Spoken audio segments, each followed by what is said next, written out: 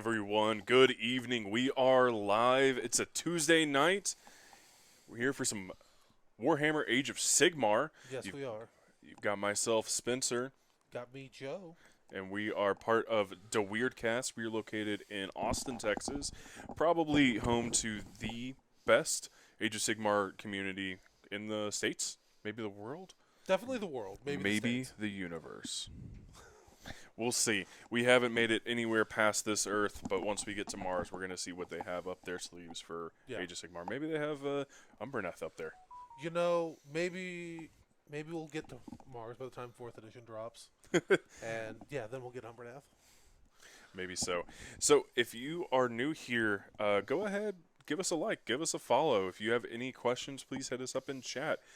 We are both prepping, well, all four of us are prepping for the Las Vegas Open, which starts...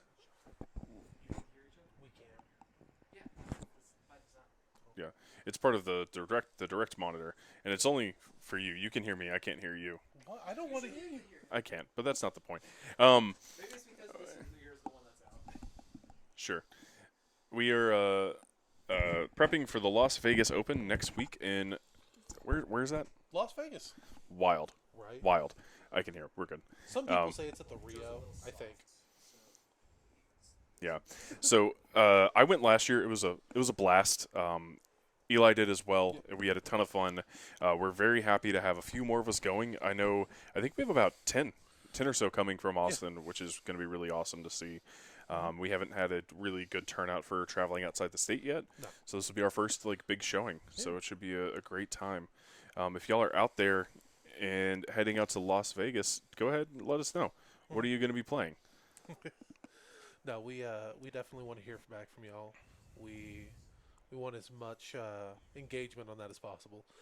It'll be a couple of us will be there for the first time and never really met many people from out of state, so we definitely want to see you guys and know that you're going to be there, because I live a very insulated life and I don't have a lot of friends, so I want to make more friends.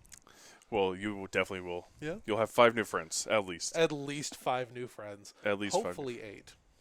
Yeah, because you're going to be having 3 games of the doubles. Yeah. Wait, no, I'd have more than 8. We'll sort the math out later.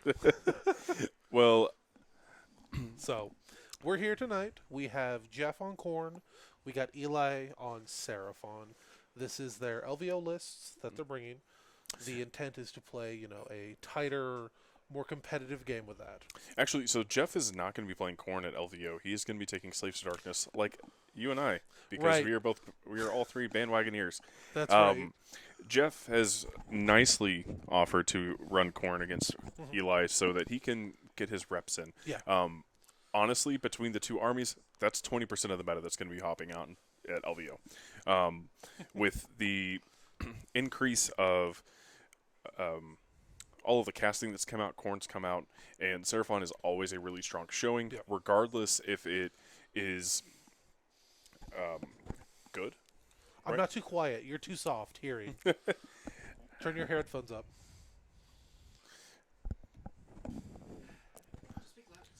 Chair Grot, give me the gains. Yeah, if you need some help there, Chair Grot, we can help out. So, I think I played against Eli's Seraphon list here, and it's got tech. Yeah. It's got options. It's going to be a really tough matchup for a lot of armies. Oh, yeah. He and I talked, and we discussed really kind of what those matchups are going to look like, and we were talking about our Slaves to Darkness matchup into Seraphon, and he's been told that it's an easy matchup for Slaves to Darkness, which is just not the case. No. So to kind of piggyback off what he was saying, the slaves into his list, if it is Knights of the Empty Throne, which I think we're going to see a lot of Knights of the Empty Throne. We're both playing Knights of the Empty Throne because running and charging is good. Varangard, not recently, but within the past couple months, got a points drop for some reason. So you're seeing a lot of Varangard, a lot of Fell Spears, and it is run forward, smash through Eli's screen, but the problem is the priority roll, Mhm. and not a lot of lists can. Hey, it's the Honest Wargamer. Hey, See you. Rob. Yeah, What a, Rob. Oh, gosh, it's been too long. Missed you in It's- Boston. Can't wait to see you soon. I've been devouring the Squab Ass podcast. Podcast Yeah, swabs. it's a live. It's a Square-based podcast. It is Rob the Honest Wargamer's alternative persona, where he plays a Warhammer Fantasy player, and he talks with his buddy Val about the old world. It's phenomenal. If you haven't seen it, go check it out. Okay, I wasn't interested, but then I became very interested very quickly. So yeah, no, you'll have to show me that later. Oh, I definitely will. All right. I'll show it to you later. I wasn't excited for the old world, but now I am. Yeah, it's been definitely really interesting and really exciting. It's gotten me pumped more and more so as I kind of get through. He just put out an army primer for the Wood Elves army, which Okay. is great. Don't you have a miniature Wood Elf army? I have a 10mm Wood Elf army. Oh, okay. Yes, but this is for rolls for the 28mm Wood Elf Okay, army. but can't you just like quadruple the amount of 10mm Wood Elves? Technically, run it possibly, as an maybe. old I world mean, army? don't you do maths? Okay, sorry. Don't you do maths? All right. But yeah, so I'm prepping an Orcs and Goblins Mm-hmm. army, and it's going to be a ton of fun. Okay. One of our clubmates, Dimitri, which shout out to Dimitri, he has loaned Jeff some models for tonight, Yes. is going to be running some Bretonians because, as the French do, they stick with their kind. Right. And I'm going to be throwing a bunch of Orcs and Goblins into his face. Yeah. No, I love Dimitri. I can't wait for Old World to come out. Just specifically for him, that man has like 6 armies still on square basis from fantasy battles. So it's a little conversion, but he'll be able to do it. But I think that's a big enough tangent. We should probably get back to what we came here to do. All right, before I continue to get consumed by the green flames. Right? So, Chergrot, give us the lists. List time! All right, here we are. Blades of Khorne. Run us through it. Okay, so this is what Jeff's bringing tonight. He's got Gore-Tide, very common, very good. That should be +1 to wound for gore-bound units that are contesting objectives that you don't control. So get on the objective, charge on, +1 to wound. You need that to kill stuff. They don't have a +1 to wound command ability, and I think you can get +1 to wound for demons, but not mortals. And that's mostly what we're going to be seeing in this list. Grand strategy, slaughter of sorceries. I'm really confused on this one, considering he brought a wizard. So I've heard through the grapevine, Yep. Which is known as the Rode Go wireless mics, that Slaughter of Sorcery was a poor choice, admittedly by Jeff. I don't know if it's because of Thedra is in his list or because he's going against 5 casters. Yeah. So it's going to be rough either way. Small tangent. We had, I think, 4 or 5 players at the Slambo GT, which happened in San Antonio late last year, that took Slaughter of Sorcery with a wizard. Yeah. I have it on good authority that none of them got their Grand Strat. I did one game. Well, Yes. When you get tabled and get your Grand Strat, then you win. That's what I hear. You know what? I did get tabled, and I did get my grand strategy twice. Because I lost 2 games, and I got tabled both. We're not going to talk about that. Back to Jeff's list. Triumph, Inspired, +1 to wound. Why? That's really good. So, yeah. General, Bloodthirster of Unfettered Fury. This has kind of emerged as like the tech piece for this army. It's a monster. He slaps pretty okay in combat. Like, he's not the best Bloodthirster for it, but with Argath, he's going to be turning off those wards, so all of a sudden he gets way more threatening. Anything that's alive after he fights, he's going to step on. He's got the Firebrand trait, so he's also a priest. So that's going to give him access mostly to heal, but we'll see a little tech deeper down to kind of add on that second prayer. Drop down one more. We got Drum. He's a pretty good priest. Comes with a pretty decent warband. They got some bulk. I think the big thing is he's going to be a priest with a 4-up ward because his bodyguard bros are going to give him that 4-up ward. and he has a pretty interesting straight line nuke everything on a 2-up for D3 mortals prayer, which is pretty cool. All right, give me the Before Oh, we go. switch over, just one comment here. 180 points for a model that has that 4 ward potential, with 8 other wounds that come along with him, Yep. is really points efficient in this list. He can send that unit to go do something and protect his drum when he needs to. Yeah. Otherwise, it is screening. Yeah. And for against an army that teleports and has deep strike capabilities, it's going to be really important for him to have that on the board. All right, let's see the second one. All right, Slaughter Priest. He's another kind of generic priest in the army. He's got Blood Boil. I think Blood Boil is his War Scroll spare. D6 mortal wounds. He's taking curse as his prayer. He has a warlord that's giving all of his priests an additional prayer. So that's where we're going to see Bloodbind come in. Bloodscurator. He's got 5-up ward from the Crimson Plate. He is mostly handing out the 4-up rally. And then once per game, can he do something with the banner? Plants the banner and everyone gets 1 attack around, an extra attack. So once per game, gets that extra attack, which is really saucy. I play Fire Slayers, and being able to give your whole army an additional attack once per game has been pretty crazy. So we drop down one more. We see Thedra. This is an ally from Slaves, one of the warbands. She's a wizard that's going to give us access to Mystic Shield. And what am I doing with my hand? It's going to give us a turn 1 battle tactic if he deploys her far enough back. In this particular matchup, that's really not going to happen. But a turn 1 battle tactic for an army that struggles to do a tactic turn 1 is really good. Being able to get access to Mystic Shield to throw it on those Blood Warriors, plus Bronze Flesh to get them to a 1-up with a 4-up rally potentially, depending on what their combat situation looks like. Yep. Really good. And her oath is cast a spell to 12 up, and she gets an additional cast and additional unbind. Yeah, and note there, it's not unmodified. Yeah. So it is with the +1 from Arcane. Yep. Any other bonuses that are being dished out, especially the Primal dice, going to make that really easy to do. Yep. Bloodmaster, another cheap, different prayer. That's a demon, however. So there'll be a couple little extra bonuses that come along with that.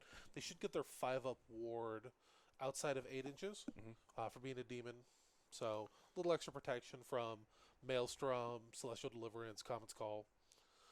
So dropping down the battle line, 20 Blood Warriors. They are pretty good melee combatants, 2 wounds each, 3-up native save. We already have the Mystic Shield, Bronze Flesh kind of scenario that we talked about, getting them to a 1-up. Dropping down, we have Blood Reaver. One note on the Blood Warriors. Yeah. They have Gore Fists, Okay. which is whenever they make a save on a 6-up, one mortal wound back. Yeah. So saves a 6-up. That's going to do additional mortal wound. Every time one dies, they'll get two murder rolls, I believe. Mhm. Yeah. So a lot of potential mortal wounds just from going into them, not just their combat potential. So Yeah. Shout out to Bill the Marine. He's building his own tiny little Khorne list that I'm excited to play against soon. yeah, no. He's been working on that for a while, and I'm excited to see more people play Khorne. The army deserves some love. Yeah. And what's better than in Khorne, mortals or demons? A mixed list. Yep. Generally, you want a couple of demons to support the mortal line, is what I've seen. Yep. All Khorne dogs is a viable option for just swarming and their dogs, so it's not bad. Yeah. It's not bad. We have 2 units, 10 Blood Reavers. They're screens. They die. We can throw a 4-up rally at them if we need to get more bodies on an objective. Drop down, we have a unit of Unmade. That's a fun little tech piece. No rally, no redeploy within 12 inches of the unit. So And there's 9 models in there. I know it has 10 there, but there's 9. They spread out a lot. they do. And for an army that has really good redeploy rules, Yeah. turning it off is very important. Right? All right. Take us to the next one. So we got the Gore Chosen. That's Drom's tag-along dudes. That's the 8 wounds that give the 4-up ward to him. I believe there also is a rule in there to do some mortal wounds, depending on what they roll. It can kind of like squish a little guy. Skull Reapers. Not too familiar with Skull Reapers. I haven't seen them on the board. Yeah, so they go into things and they hit really hard. Okay. They've got 4 attacks each from their Demon Forged weapons, and a 6-up on an attack is a mortal wound in addition. Okay. So they can go in and they can do a lot of damage. They are a really good little elite unit, and I think they're a little expensive, but they're a 3 wounds on a 4-up save, which in Khorne is pretty good. Yeah. Pretty good. We have the Godsworn Hunt. That's Thadra's Tagalon boys. Drop down to evocations. We have Hexgorger's Skulls. Eli hopes he doesn't roll 8s. We have Bleeding Icon. That's just a better Horrorghast. And we have Wrathax, which is a pretty good damage dealing invocation. So if Jeff can get that into the castle early, he might be able to pull some really decent damage. Yeah. Bill, I think the reason that he took Skull Reapers over Wrathmongers is that he had access to Skull Reapers and not Wrathmongers that were painted.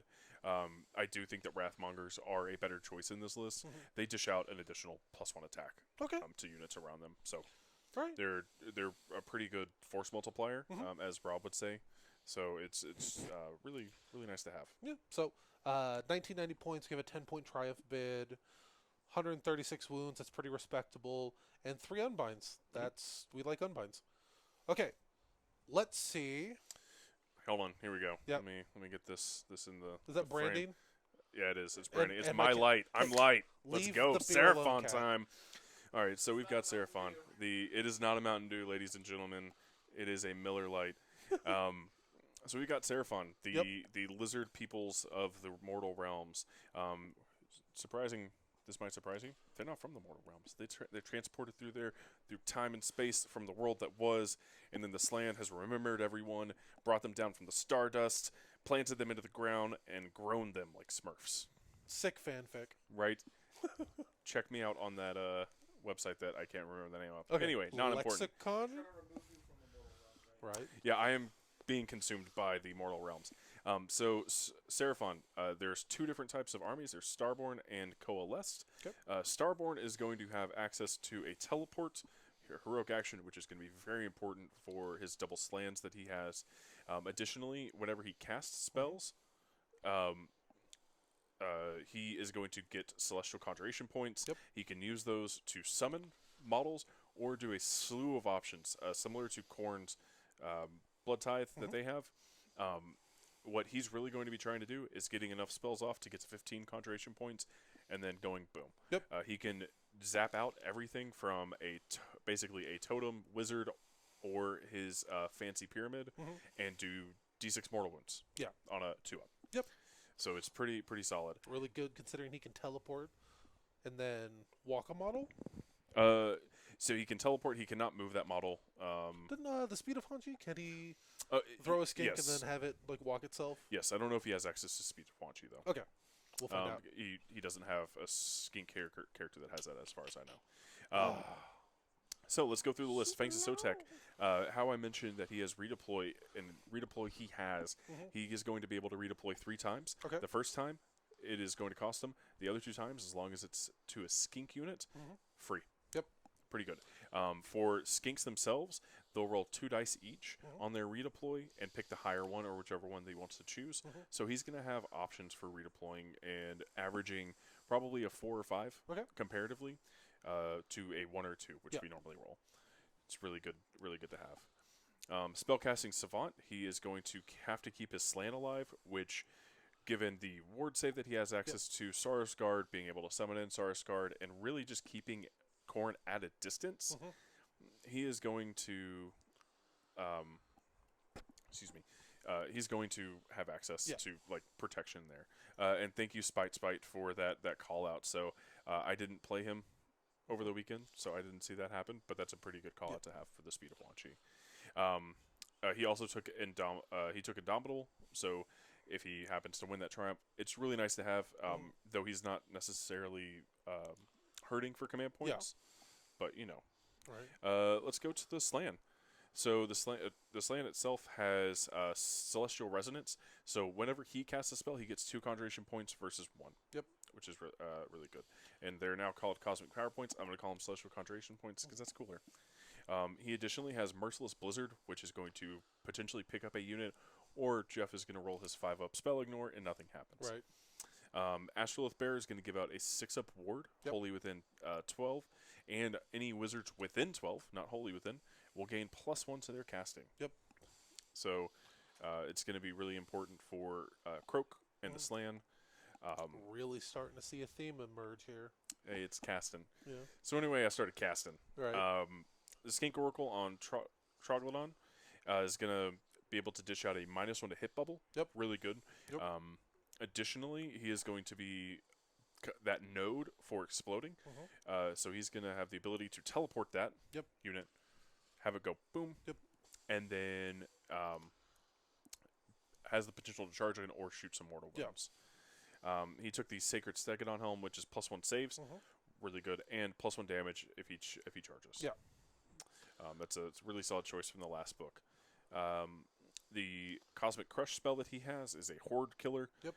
It's pretty good. It's actually better on a high value save unit. So it reads if it equals or exceeds their save, mortal wound. Yeah. So a 4-up save, 4 mortal wound. Unmodified, right?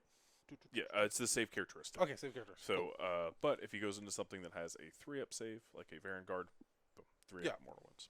Pretty good. Let's talk about the spicy pick of the Pontifex Zenestra. Right. So, Pontifex is a priest, which is going to allow him to potentially get rid of those invocations. Yes. Which is very important. Additionally, it's going to give him access to more mortal wounds at range against all of Jeff's priests. Yep.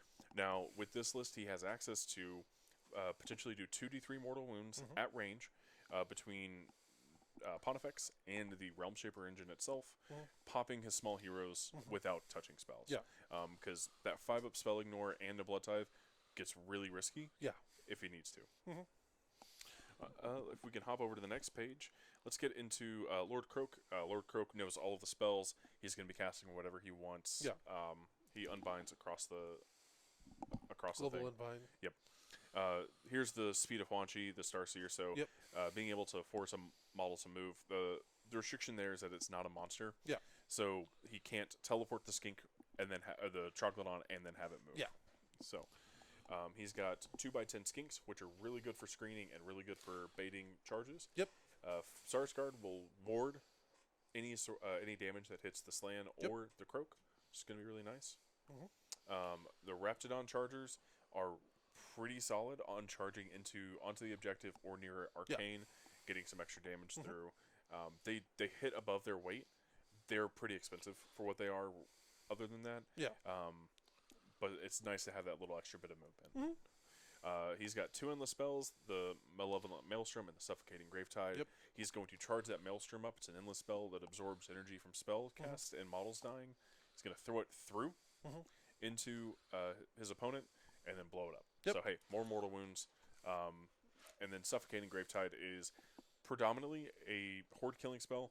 In this matchup, it's going to be a movement blocker. Especially with Jeff's ability to hero phase move for relatively Hero phase cost. move, murder lust, stuff of that nature. Yep. It's the size of a 6-inch sub sandwich, so throwing that on the board is really nice. Hey, and it's a lot tastier than one too. Right. Cool. And So- we talked about the Realm Shaper.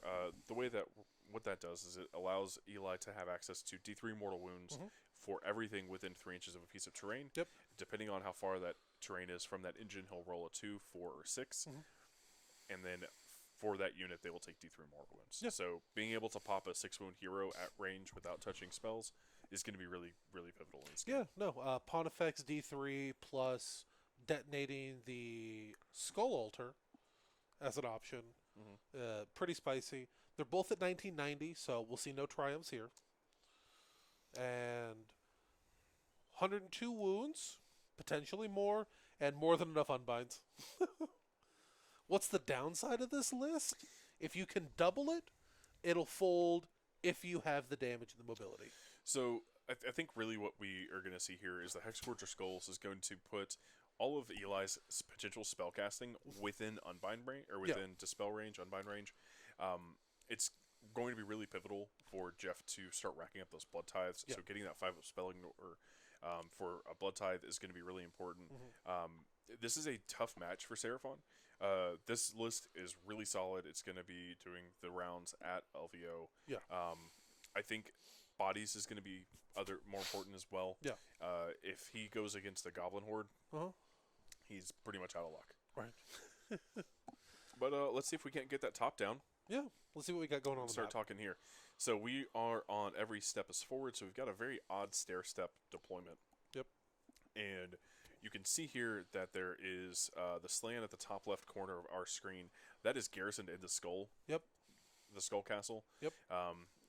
The Troglodyte is next to that. It's going to end up being teleported by Croak.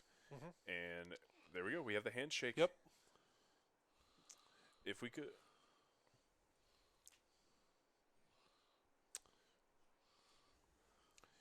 All right, so Eli is taking the first turn. They each got a primal. So...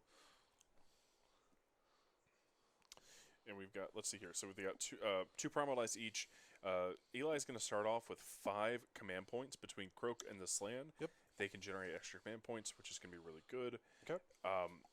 He is going to teleport We that see the Troglodyte. heroic action. Teleport to that. Could we get a zoom in on that Troglodyte? Bottom left. Yeah. But bottomish left, yes.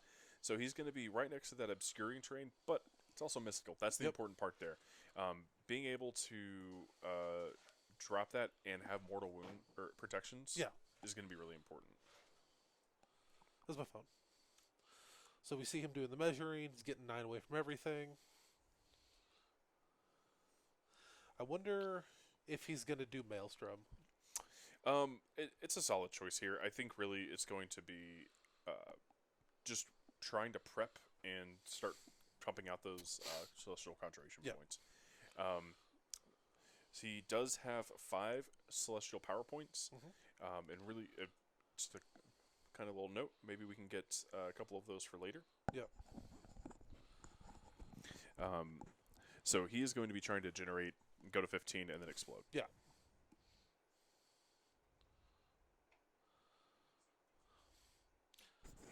So Jeff should start with 1 blood dive. And he needs 2 for the auto unbind? Yeah.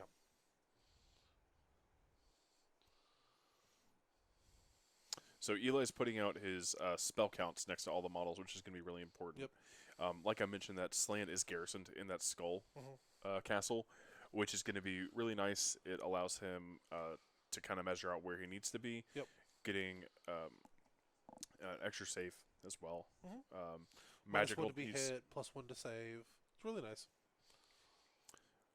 All right. So he's hitting the skull altar with the Realm Shaper. Right. And we've got 3 mortal wounds going into Drom. Yep. He's got a 4 board. Hey, makes 2 of them. Yep. Solid. Yep. That 4 board is really, really, really important here. Yep. He is taking Magical Dominance for the... All right. So all priests are going to take D3 mortals. Yep. And Wizards. And wizards. And it's on a 2-up, and you roll for each of those. Yep.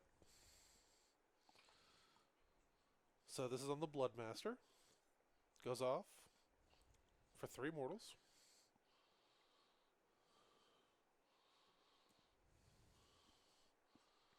Well, it looks like he's taken 2 of those.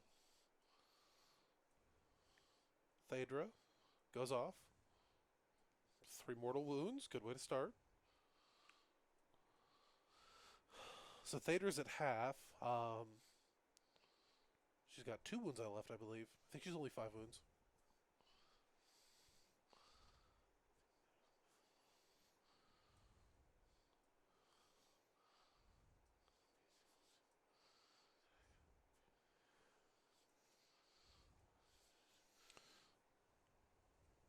Wait, no seasonal ice cream at HEB this month. That's a real problem. I mean, I could see it being potentially a citrus ice cream. That's the one thing that I don't think gets talked about enough. Citrus is a winter fruit, and it's wild.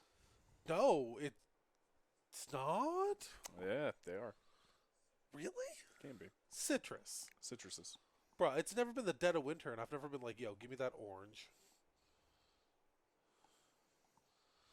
Okay, looks like Theodor's going to bodyguard some of those.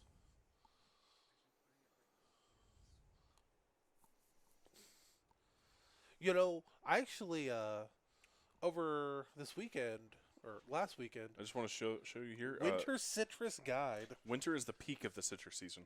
Huh. The more you know. I don't know what happened, but Jeff has killed the dog. I think that is going to be Thedros. Yeah, that's Theodor's bodyguard dog.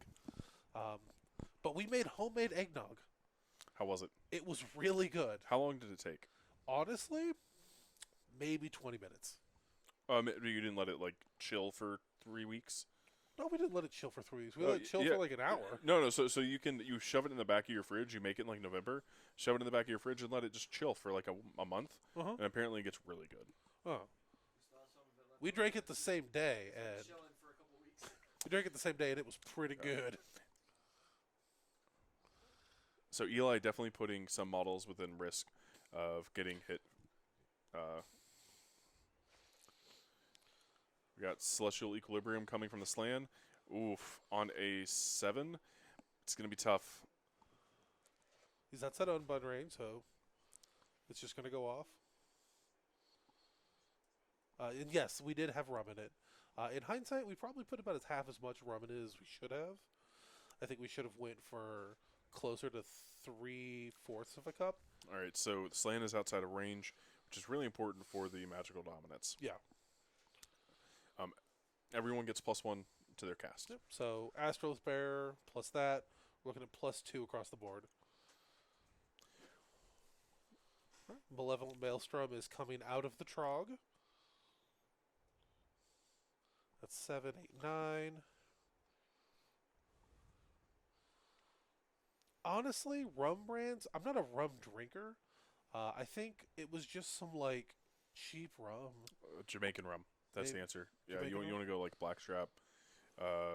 Get some like really good molasses notes in there. Yeah. You can get some really funky Jamaican rums. Solid. Okay. Solid. Okay. When we want to have tiki night, you let me know. Yeah. I got tiki cups. I'll come over. They're gremlins. Uh-huh. Like the gremlins. Wait, like... Yes. Awesome. Oh, yeah. So, Malevolent Maelstrom has been channeled through the Trog. Let's say hi to our boy here.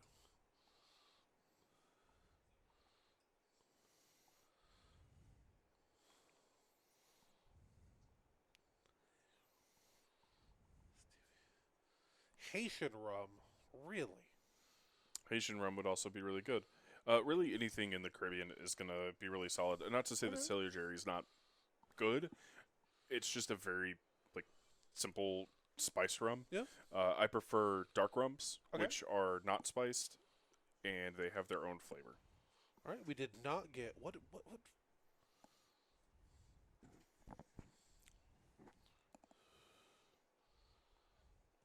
Croak is taking D6 mortal wounds for failing to cast, I believe it was the Rain of Stars, the Cosmic Stars. Oh, Comet Skull. There you go. Did he snake eyes that?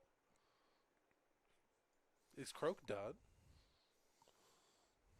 Yes. Oh, no. Well, I can, definitely looks like we're not getting to 15 Cosmic Power Points. Oof. Miscast on a Croak. You hate to see it. Honestly, that doesn't put him in a very bad spot. So being within 30 for the Unbind, really risky to start casting stuff. Yeah. Even with the +3. Yeah.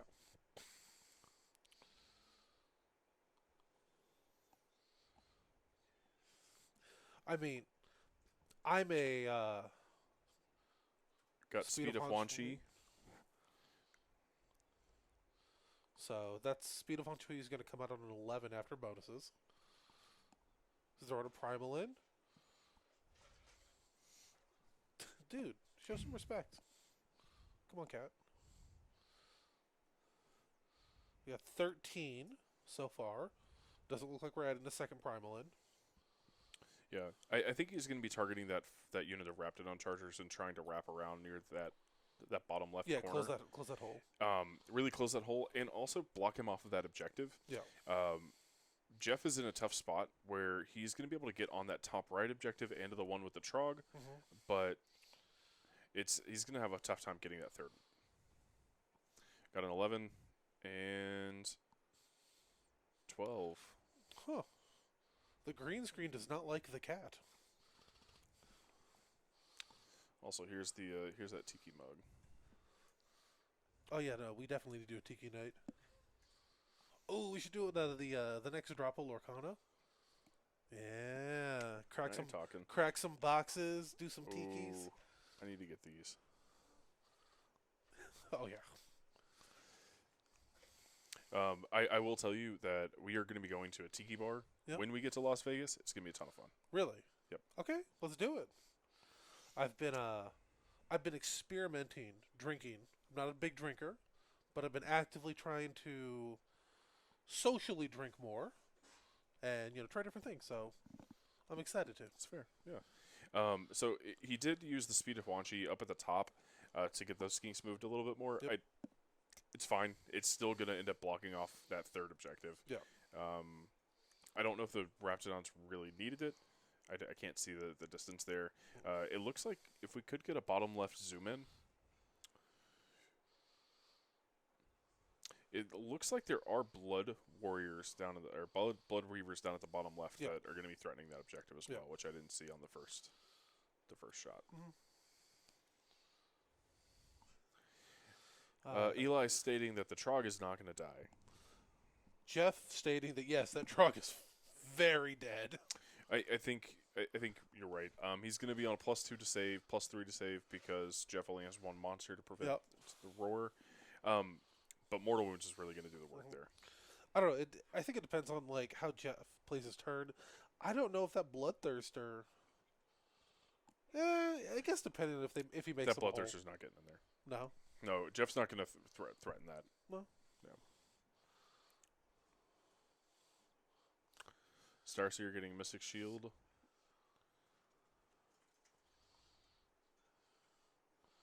Bill, I want to drink some ass juice. What? Yeah. Yeah. I'm interested. Is that like booty sweat? I hope. I'm interested. I'm intrigued. We're in Vegas from the 18th, and we fly out the 22nd. Yep. I think are we on the same flight out? I think we are on the same flight out. The noon? Yeah. Yeah. Yeah, we're on the same flight out. Yeah. Which is going to be real fun because I have to work that morning from the airport. So I'll be running meetings. And we have a very sneaky Eli cam going on. Can we get a zoom in on Eli? Yeah. Nope. Oh, he's gone. He's gone. So fickle. Right. Looks like Jeff's checking the rules. What's he looking at?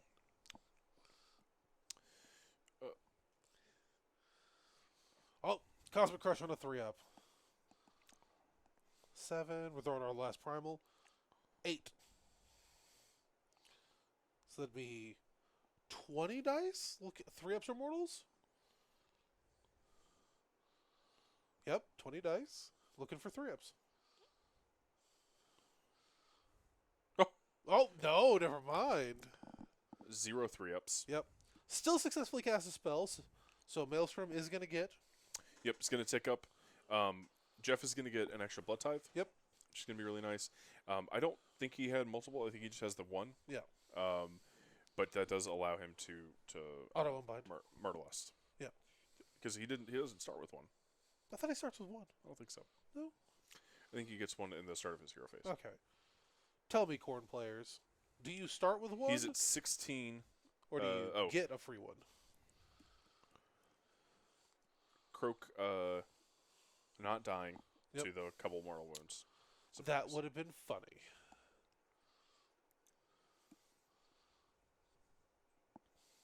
I'm a little disappointed Croak didn't die. The miscast. That would have been...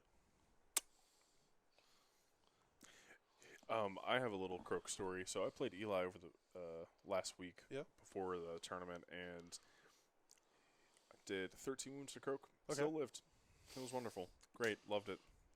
Uh, much like an incarnate, you do 18 or you do none. You know? Well, I did what I could. Yeah. A Raptidon prevented me from getting in and touching him. So, Yeah. but I did take out his Astrolith Bear top of one, so that was pretty nice. Okay. Eli moving those Raptidon chargers. They will. They move 12, so Yep. they're going to be able to get a charge off if he wants to. Mm-hmm.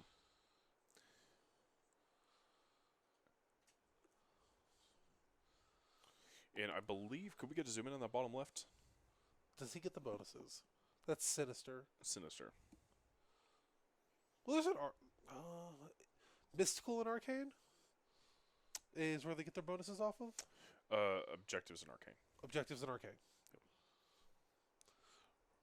Depending on what Raptidons are next to, they get bonuses in combat. So that's all for movement. He's keeping his castle there. He doesn't really want to overextend and allow Jeff to double charge in when Jeff inevitably gets that double. Yeah. So Trog's shooting, all at attack. All right. How many attacks did he roll? Looks like he got 3. 3. It's from the Troglodon. Okay. Yep. He's really fishing for 6s for 2 mortal wounds. Yeah. 1 wound, no red, 2 damage.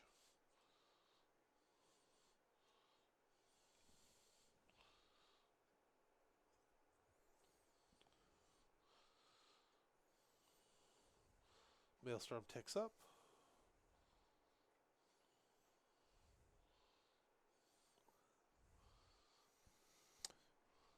All right. Unmade, getting picked off a little bit. Yeah, they're victims. Raptidon's going in. Yep. Could we go to Dice Cam? Yep, here we go. Eli cursing in our ears. Yeah, Eli, come on now. There are children watching. Raptidons. Let's see where they go.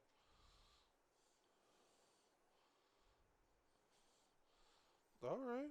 12-inch charge on the Raptidons. They can make it into combat.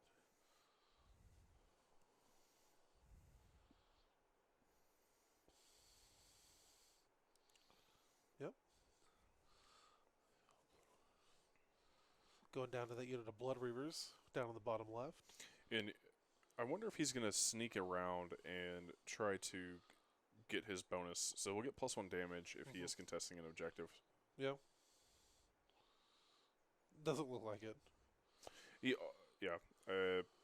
Odd choice, but Go the other way, Eli. it's too far gone. Nope. Right. So, Troglodon, I think he might try to go into those unmade. yep.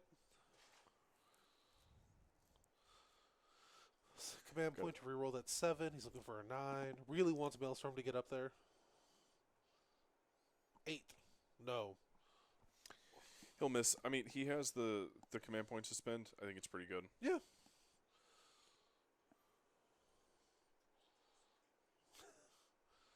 Looks like turn 1 not going in Eli's favor. He did have priority, so he chose this. This was his by his design. Yep. He probably envisioned Croak not miscasting. Probably. And I think he really wanted to get to that 15 CPP. Could we get a zoom in at the top left? Which is actually really good because surprisingly, Oh, I can't see. Khorne is not very good at the battle shock phase. So, having a up to 6 mortal wounds plus celestial deliverance, Comet's Call, we could see some stuff Lee on Jeff's side, but that's not the reality we're in. Not the reality we're in at all. All right, Raptidons are kind of spreading out, trying to get all the little boys in. Eli hit 14. 1 off from what he needed to Ooh. blow up. 14. That sucks. Do those retain from round Yeah. 9? Yes. So there's a question from the chair grot. Does he retain those cosmic power points in the interest, yes, he would continue to hold on to those. The issue is he can't detonate twice. No. So he really wants to get to 15 in one round of casting, detonate, and then on his next turn, get back up to 15 again, detonate again. So I mean, yes, but there's also the ability where he can summon. So being able to summon and do that, it's going to be really solid.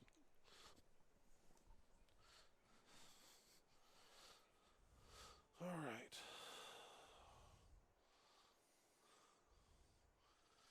All right. Reptilen's actually hitting pretty well. Got 8 attacks, run 1. Yes, lizards are kind of little sussy here. They can summon just like a Chaos RV. I wonder if it had anything to do with the fact that they were demons up until recently. Hey, you leave that alone. Yeah. They're no longer demons. I think it was just the narrow wording and the narrow scope of the word demon. I think really they're part of humanity. If you want to get into the philosophical aspects of the space lizards. I really don't want to think about space lizards any more than I have to. That's fair. We can get into our philosophy a little bit later. I'm Yep. sorry, bud. I think what happened is, which was it? All right, so that unit is picked up. But hey, Yep. free blood tithe. Free blood tithe. That's what they're there to do. Screen and get turned into bonuses.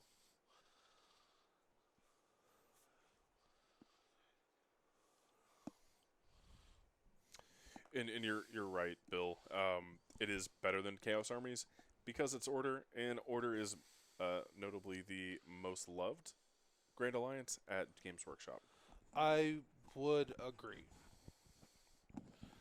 At a baseline, most Order Army rules just are better. And we'll end up with 5 points for Eli, as he'll have 1, 2 more and his battle tactic. But all right. They're both back at 2 primal dice. So Thedra, really counting on this. Yep.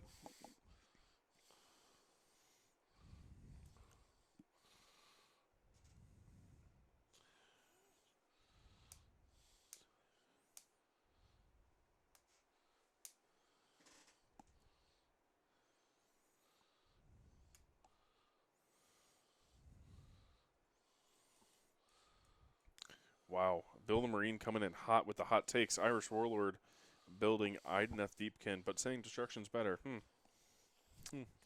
Interesting. I'm pretty sure Warlord has a fondness for the less than nice boys, the uncool boys. The emo kids Yeah. that scream in their room Right. because they can't see anything, yes.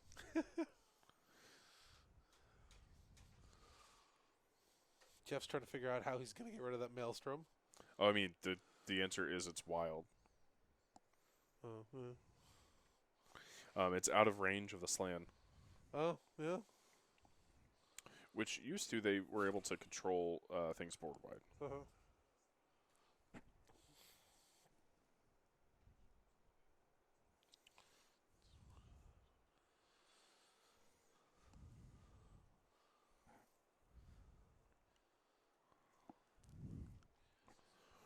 I mean, despite at the end of it, it's really just he's casting 4 times every turn that he has.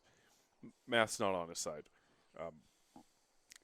It sucks, but what are you gonna do? I don't know. I'd really like that probability checked out, because I always hear about Croak miscasting, but I have never not had Croak just go off on me every game I've ever played against him. How about if you play Croak, Yeah. you will miscast with Croak. Oh, fair. It's kind of like Scarbrand and twos and twos. You never really realize how many ones you roll until you have 8 incredibly powerful attacks on twos and It's twos. negative reinforcement. Right?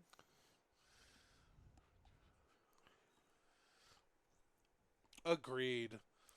Just keep on him. Cook this man next to me, Spite. Do not let him set a viable defense up for lizards. For at least 50% of this edition, they were nightmares. All right.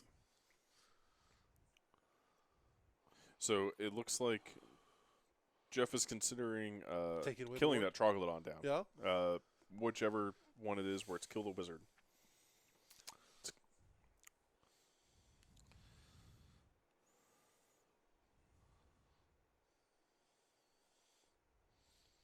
Jeff's doing the math.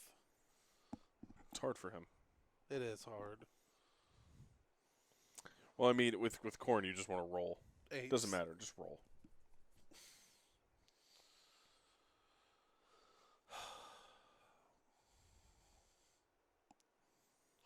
Big Dino should have 16 wounds. I thought he had 16. 14. 14? Mhm. What kind of discount Ben monster is this?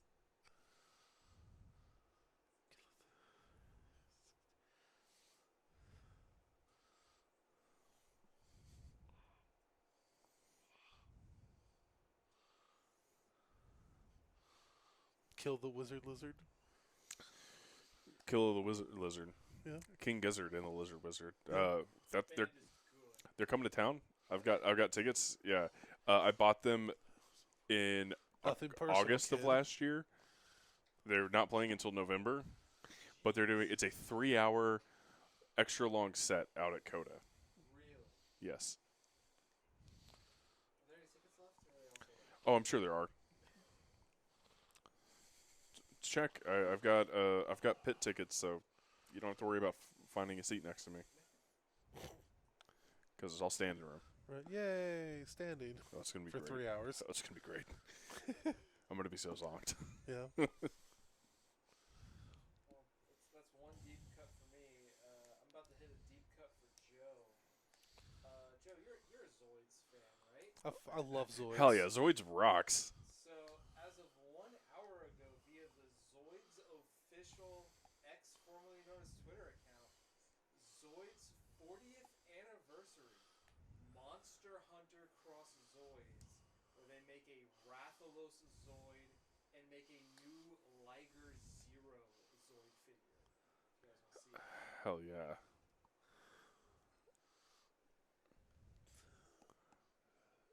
Those are gonna be sick. Are they Bandai? It doesn't say who's making them. It just says You know, I could do with another a new Liger Zero. All right. So when I was looking at alternative miniatures games, Yeah.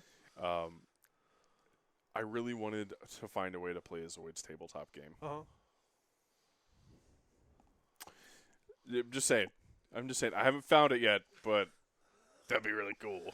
You know, I really wanted to do a Zoids tabletop RPG. Oh, you know, it'd be really good. Zoids Yeah. army, Magmadroths, Oh yes. or honestly, Seraphon. Yeah. Like monster trucks, Yeah. and you just load them up with Tau armor and stuff. Oh my god. Maybe ogres too. Stonehorns could probably make some fun Zoids, Chat, why don't you tell us which army we should turn into Zoids, and we'll crowdfund this. right? We'll crowdsource this answer. So, Get them wish.com Zoids. homebrew Gundam tabletop game. There's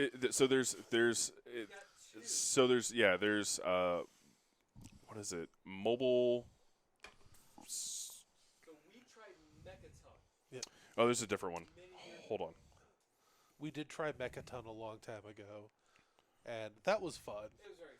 I remember one of my players' mech had no legs and one arm, but still was combat ready, and was basically just spinning on the ground and knocking people over because they could make the trip attempt. Lancer. I'd love to get a Lancer game going. You know, All Sharon right, Rock's talking about Lancer. and let's it's- hop back into the game. We have Skulls out, which is going to be very important against Eli. Okay, skulls are out. So this is going to give him negatives to cast, Yep. as well as turn any roll of an 8, Yep. an unmodified roll of an 8, into an automatic miscast. Yep. And it's a Khorne miscast. They'll take damage, and it's going to really hurt. The problem is Pontifex has the ability to get rid of them. Yeah. But it's only one of the hero phases. Yes. Skulls come out on a 4 or 3? Believe it's a 4 rerolling with a +1. Mm-hmm. Because Pontifex still needs to roll above the chanting value. And I remember trying to dispel invocations, getting one shot of it only in your hero phase. Mhm. Trying to roll above a 3 or 4 can be a nightmare. Yes. It is a rough life. Yeah. At least Eli has the option to try. All right, we've got a cast going from Thedra. Yep. Jeff rolling. Thedra with a 13? Yeah, roll that first primal dice into a 1 and chance the second primal dice.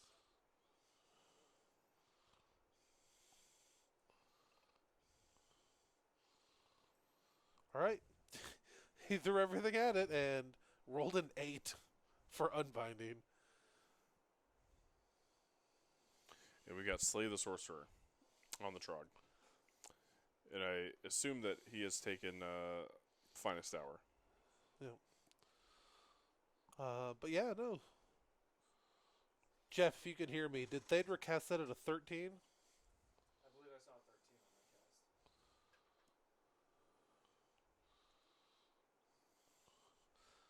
cast. Killer Instinct goes off. Gonna get a free move. Bloodthirster coming up. What happened? Wants that roar. And pretty good damage from Argath.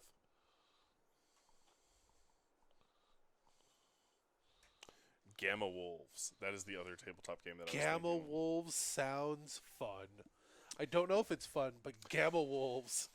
It's a cool name. It's a Liger-esque name. Anyway, Okay. there is a company that is in Texas called Black Site Studios who has made some really cool games with Malev, miniature painter and rapper. They've also done Don't Look Back and do a ton of MDF terrain that's pre-painted. That's really Okay. cool. But they just did their version of a Kickstarter for a tabletop mecha game Okay. that I backed, and Yeah. will be here shortly.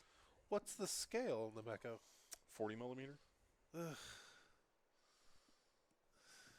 I think. I don't know. I don't know. I don't know. I desperately want to play a mecha tabletop Mhm. with like big mecha. You want to play Tau? Yeah, basically.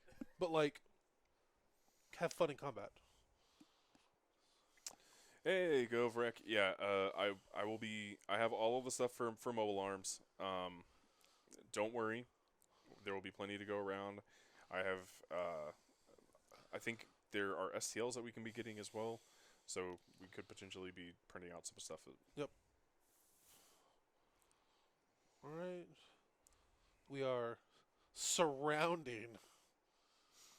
Yeah, Gamma Wolves uses real grade 144 scale Gundams. So Okay, that's sick. yeah, there's a YouTuber named Millennial Model Mayhem who hand paints his Gundams for it, and they look phenomenal. Croak did not get off the -1 to wound. Miscast his first spell, so he's just Mystic Shield, Finest Howard. Just Finest Hour. Mystic Shield is back there. It was cast before because the teleport happens as a heroic action. Okay. So just Finest Hour, so he's on a 3-up to a 2-up. It's a 4-up to a 3-up. 4 to 3, plus 1. Plus he the innate he's- plus 1. So he will be potentially at a +3 depending on if this roar gets off. No, he doesn't have Mystic Shield. Mystic Shield's on Croak. Yep. In the back.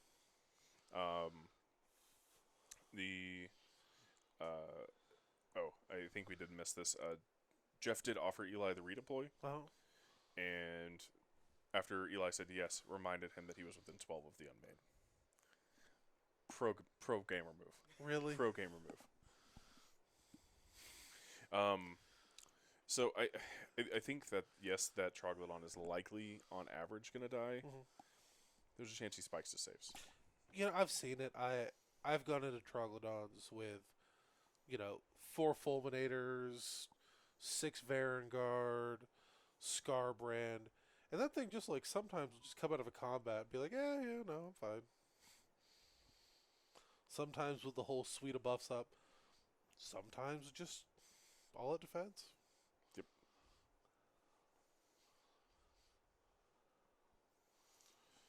So, not to. I I mean that's fair, Spite, but he is going to be at -1 to hit in combat, and Jeff is only going to be able to get that +1 to hit somewhere. It's going on the Blood Warriors unless they get roared, Yeah. which is the right choice. But Eli has not didn't make some 2-ups, so we're going to have to see if he makes those 3-ups. Right.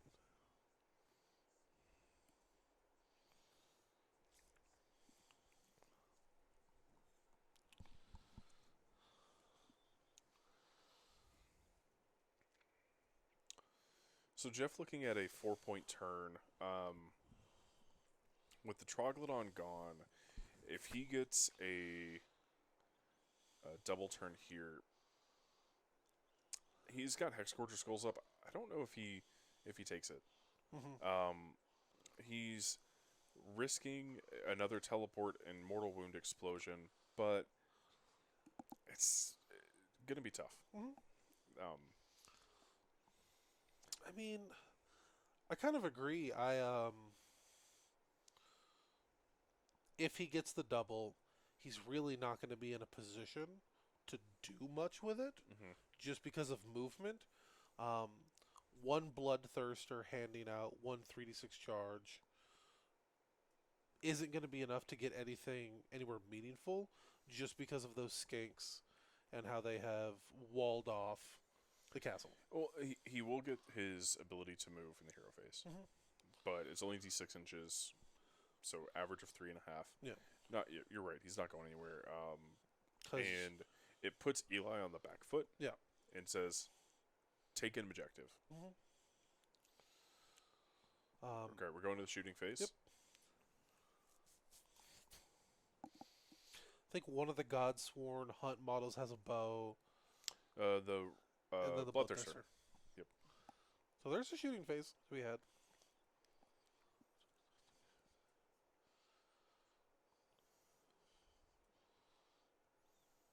And agreed, dice do be very fickle. Got Okay. 4 hits. They all hit. 3s. And just one. one. Neg 1.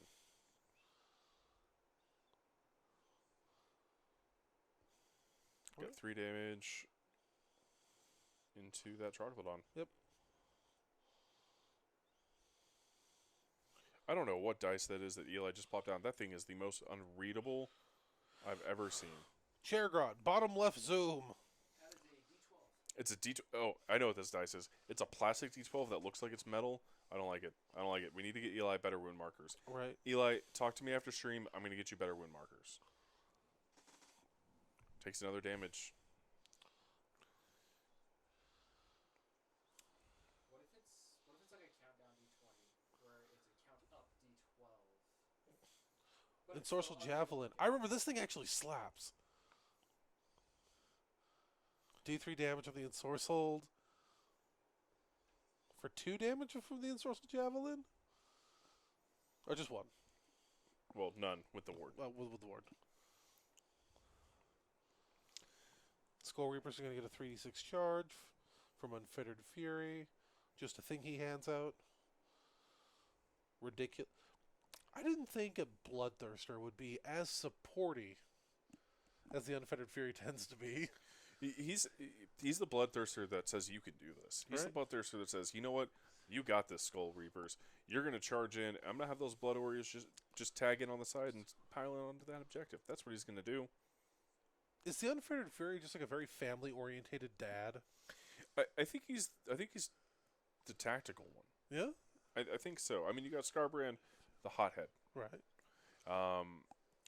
We have the Wrath one, which is just another hothead. Right. The And Boob then- Thirster. And then another hothead. Right. And then you have the Unfettered Fury, which is unfettered, but family-oriented. Right? He's here for the demons. He's a team player. He is a team player. He's Unfettered Fury's for the children. Right? That's all I'm saying.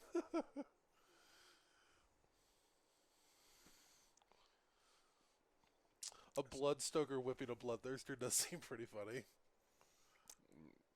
their sites for that. Right. So we got Blood Warriors that are moving in. Chat. Could I hand you this? I don't trust him. No, that's fair. He's a tabby. He's like, I'm going over there. I see thing I want to sniff.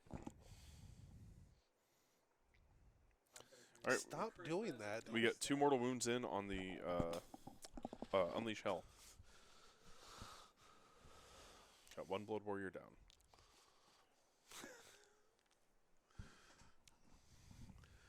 A barbarian with a 1-level dip into bard seems pretty okay.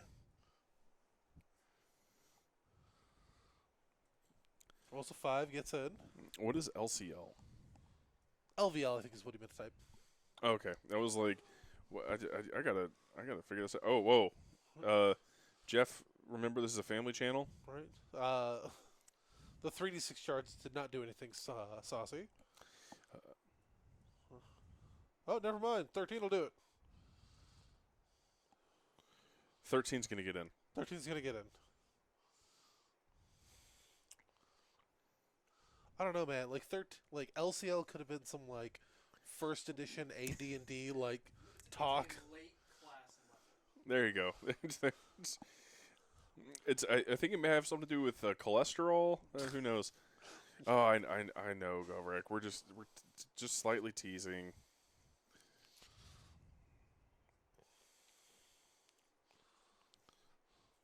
Look at Eli being such a good team player, letting Jeff like remove his models after his charges. Yep. He's definitely the battle. You know what? He's a battle master from 4th edition. He's a battle master warrior. That's what he is. He's he's commanding things around, telling people where to go. The warlord was an amazing class. Yeah. Also, I will die on this hill. 4th edition did nothing wrong, and was a good system. No, what it was is it wasn't D&D for people who wanted D&D. It's a great RPG system. For people that wanted D&D, it wasn't that. Coming from 3 and 3.5. All right. We're going to combat. Another tangent. Where's Jeff going to start?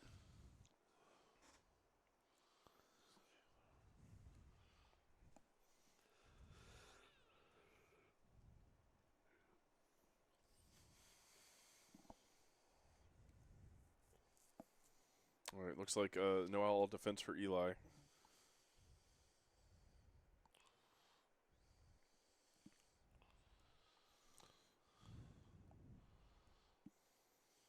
All right, so we're going with the Bloodthirsters. Could be hitting on 2s. He's giving all attack to the Unfettered Fury.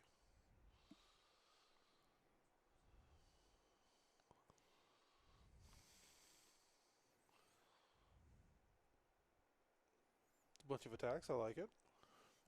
Looks like a lot of hits too. Yep. It looks like Eli missed the roar.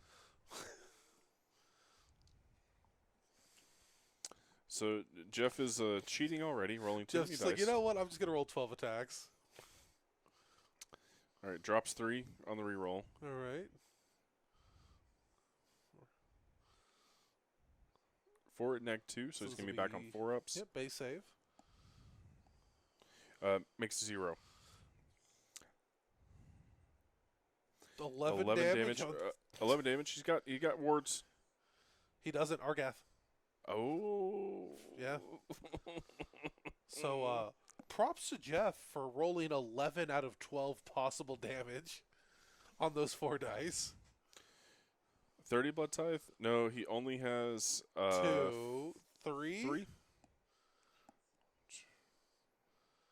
got 1 for the spell, 1 for I think he may have 3 or 4 depending on the blood cutting themselves. No, as your Croak miscasted. First spell only got to 14 cosmic power points. Maelstrom was 1 counter away from detonating. 2. He had 4 going into Jeff's turn. Oh, he had 4 going into. Okay. So yeah, no. Eli did not have a spectacular turn 1. Irish Warlord, he can do a lot. He can move a unit d6 inches. He can auto unbind a spell. Yep. He can summon demons. He can fight in the hero phase. He can also Drop a meteor. yeah, brass meteor. And then I think there's the blood taunt. Is that a blood tithe or is that a prayer? That's prayer. Okay.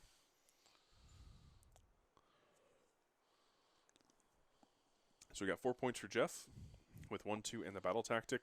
I really think had he rolled high enough, he probably could have piled in and gotten on that third objective. But Probably. and we're going to priority. Could we get a zoom in on that dice cam? Priority. Eli's with a 5, Jeff with a 2. Yep. Eli's taking it, saying that he needs to take it. I'm not sure if that's entirely true, but the massive blood dragon does not exist anymore. Rip. Right. Sigath, yes, they're both dropping meteors. One just hates the other more. Lizards drop meteors better. Yep. Kinda. I've been hit with a brass meteor, and it's pretty unfun. See how many command points he gets. So he's sitting at 4. Yeah, 4 command points. Mm-hmm.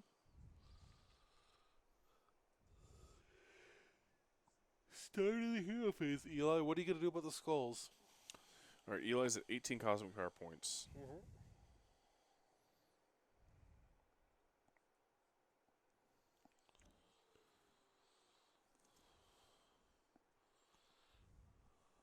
We got one primal each, All right. 2 each.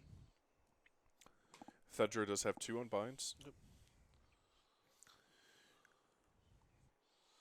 He should have more unbinds than that. I think Drom's in range. No, Thedra has 2. Yeah. Because that should bring his E. That should give Jeff a total of 4 unbinds. potentially with the 2 with the he has a free one Yep. or he has an automatic one. Yep. He has a 1 from Drom. Yep. 1 from Thedra. Now 2 from Thedra. Here we go. Painting question. Slap chop a test model. Wraithbone Zenithal over Chaos Black to dry brush Screaming Skull to stay in the off-white range or gold bowl titanium. What are you painting? Give me some more tidbits. Because I think that's really going to be the important thing. The quote unquote right answer is dry brush Screaming Skull and then just edge highlight with white. That's going to get you the most contrast. I think the most contrasty answer and the fastest is going to be just do titanium white. Mm-hmm. Yeah, bold titanium white's an easy way just to get it done. So I guess for your steel helms, are you going for a cleaner look? Or are you going for like a dingy, kind of grim, dank look for your cities?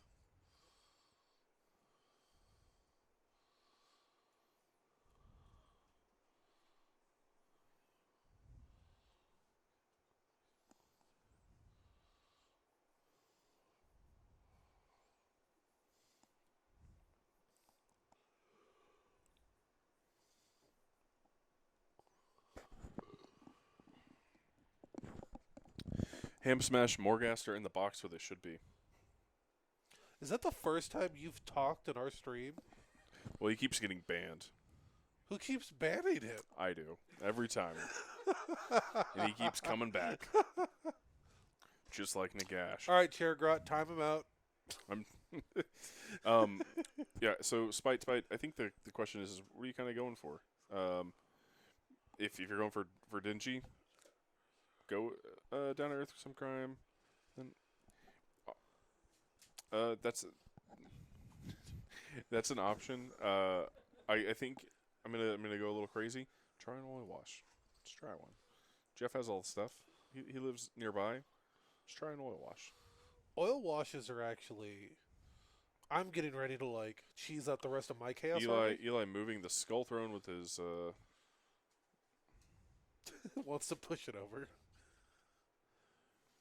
Irish Warlord, you should build your Idnath Deepkin before buying more models. That's some good motivation. Right. Also, don't let it be wasted money. Just build Magical it. Mayhem to Slaughter Priest.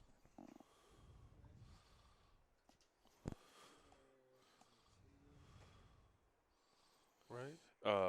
Irish Warlord, here's another option. You can't do your homework until you build your Eye of Deepkin. Starseer getting the heroic action teleport. He's going to be cleansing some realms. Yep. You're going to Warhammer World in March or April. Like, you're going to Nottingham? You've been hiding this from us? You haven't been sharing that you're going to England? If we send you with a piece of luggage, can you please bring stuff back for us? Adeptus Plasticus is family vacation. We're your family. Govrek, no. Not homework then, Warhammer. He doesn't want to do the Warhammer. He definitely doesn't want to do the homework. So why not make him fail if he doesn't do the Warhammer? Spite. Grittier. Bolt Titanium White. Yeah, that's fine. If you need it, start of March for the event, yes, just do that. Yeah.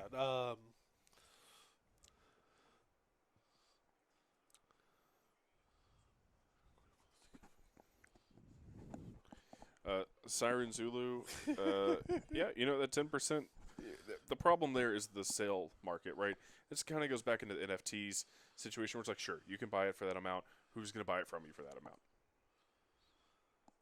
So I think the problem is like a 10% price hike a year. It's more like a 2% yearly annual price hike they do. Yeah, I mean, and on top of inflation right now, you're looking at like a 3% return, which is not entirely great. Stocks are a better option. They average over the lifetime 7%. So, Does GW offer a Roth? Gino, no, but they do offer stock you can buy. Oh, You fair. can become a shareholder.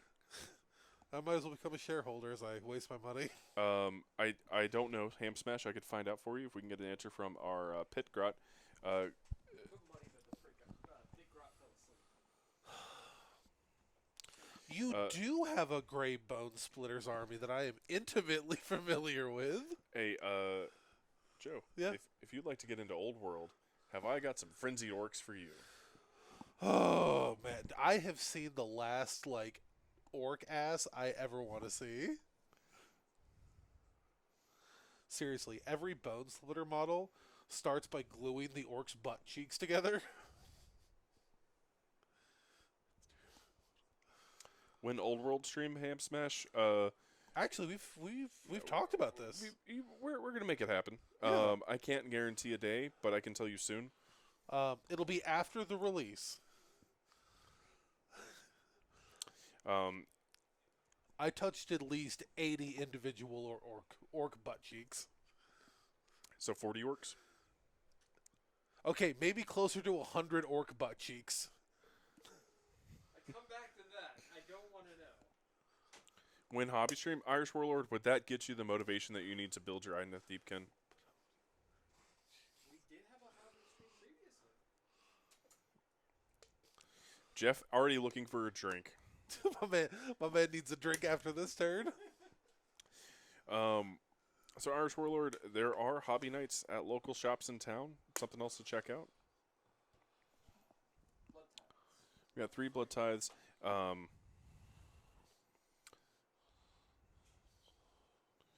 We're blowing up that piece of terrain next to the bloodthirster.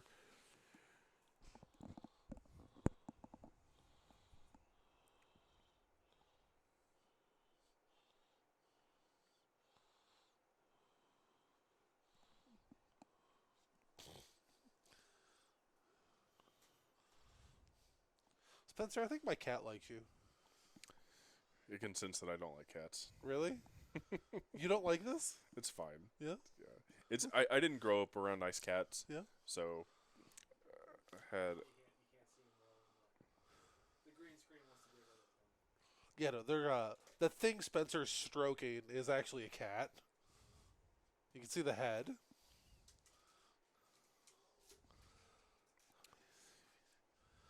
He came into this turn with 4 in total. No, 14. Command points, right? CCP. Oh, CCP. And it's Cosmic Power Points, not Communist Chinese Party, which is you're missing one of the letters, but it's fine. Hey, you know what, Ham Smash? I'll send a message to the Pickrot for that. Yep. Did you have a lightning pepper chaser?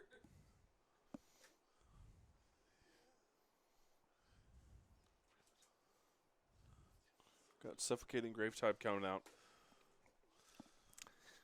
And Sikath, yes, I did. Yes, I did. You know, you gotta balance your uppers and downers. Right. Also, as a host, we may not have It's the warm best of drinks. It's fine. Yeah. I'm a fan of Miller Lite. Yeah. Oh. Skulls go up. Spell's gone. No, he forgets the spell. Yep.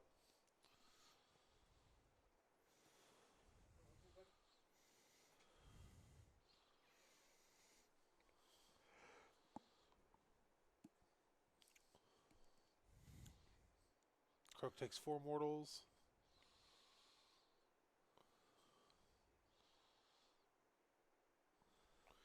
Slan took 6 mortal wounds. From the miscast.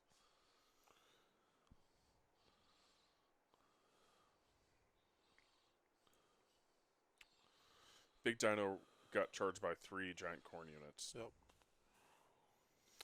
You're right, Ham Smash. That is the wrong way to get rid of skulls. Nice.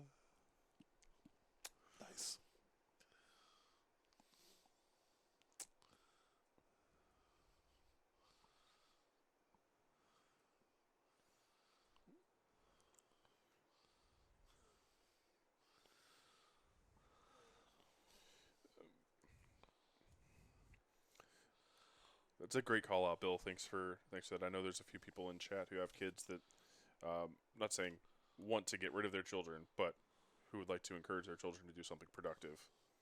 Comet's Call goes off on a 9.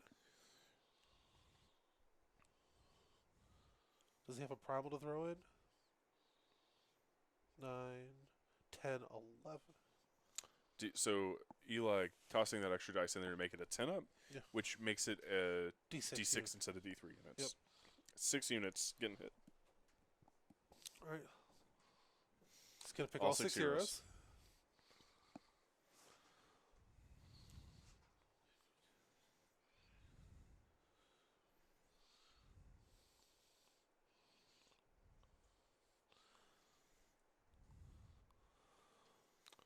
Bloodthirster ignores.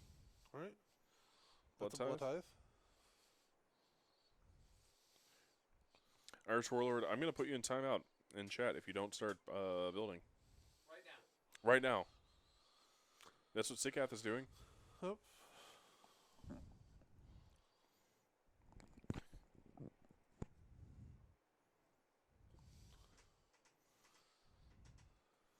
Irish Warlord, I expect progress pictures to be posted in the hobby channel. Bloodscrader's going to take 2 mortals. Slaughter Priest. Lynn, I'll put you in timeout too. How about that? You know what? I could be building and painting. Y'all don't know. Thedra's going to take 2. Or that's the Bloodmaster. Ham Smash, post a pick. 2. Okay.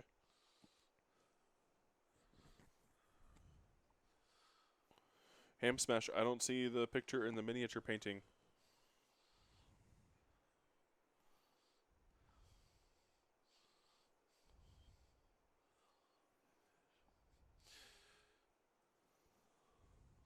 Maelstrom's coming out. Maelstrom on 11. Croak's throwing Maelstrom out. Ham Smash, if you show me pictures of etc., I will be very happy. Oh, those wild core models are so cool Wild for Core? cities. It's the Warcry warband that comes with the Gorger box with the mob pit. They're like the hunters Oh, with the dogs. Yeah. oh my God! I saw someone post at a cities, like work in progress, where they made a bunch of oh my God, the Dark Elf chariots. Mm-hmm. They took like 2 or 3 of the like handgunners on horses Yes. and like put the dogs Yeah, on. and the dogs. Yeah. Yes. Those are pretty sweet. You know what that sounds? That sounds like something Asri would do in Yeah. chat. That was a really sick looking cities army.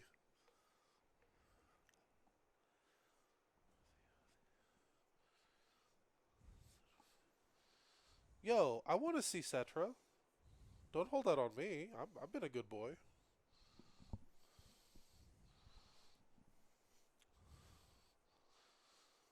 Send me a pic of your Cetra, and I'll open up the Forbidden Anime memes folder for you.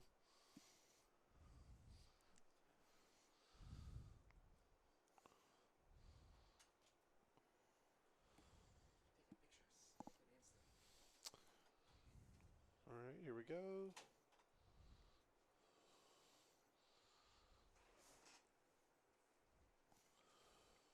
All right. Slaughter Priest is probably going to survive. Probably going to fail a battle tactic there.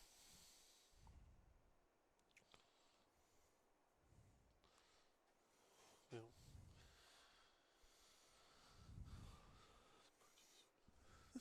Yes, sweet Cetra pics. We got confirmation from Irish Warlord that he's has stuff built. That's I what. want to see more. More. Right? What was that? Just a Reaver, maybe? It's 3. 3 Reavers? What could a Reaver cost, Michael? $5. I will tell you, Bill, the Marine, just posted pics of the Troglodon. That is probably top 2 Seraphon model for me.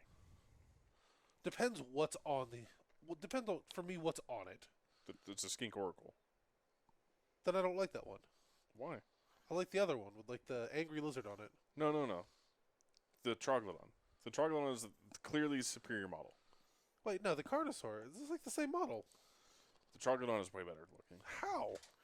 It's way cooler. What's different? The head's different. The tail's different. So the Troglodon's actually blind, and the reason that it sticks its tongue out is because it's seeing with its tongue like snakes. Really? It doesn't have any eyes.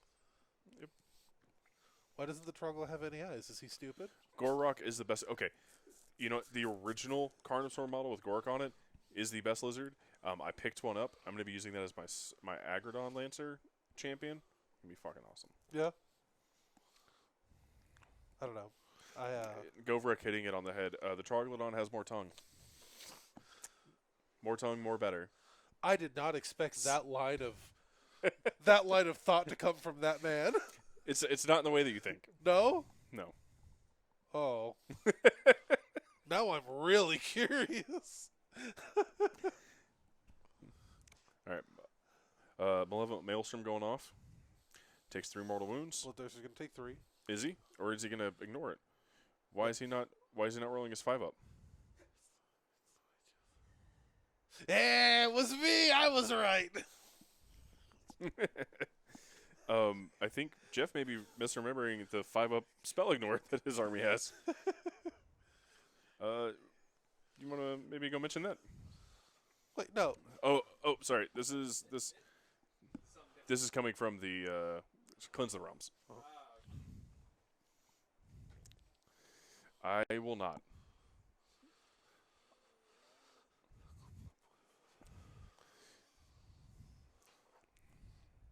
Oh my God, dude, Eli.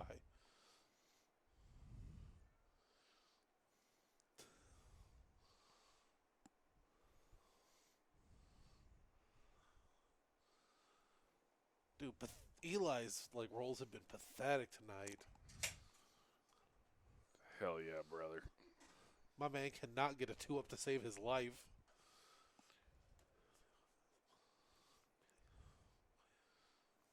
Wait, no, I'll definitely go heckle him. Like, don't get it wrong. I got a direct line.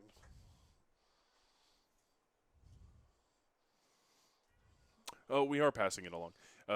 Whenever we say something, they can hear us because they're also watching the stream. Yeah. So Ham Smash, you saying Blood Boy can't Blood Boy as good as other Blood Boys, he will hear that. There's going to be a minute delay, but Check to make sure they can actually. oh, they can. I've been getting in-ear monitoring of responses. Have you? Eli's going to end up on 5 celestial power points after this. Yep. I think he needs 7 to start summoning. 8. So he will be out of a realm of summoning, which means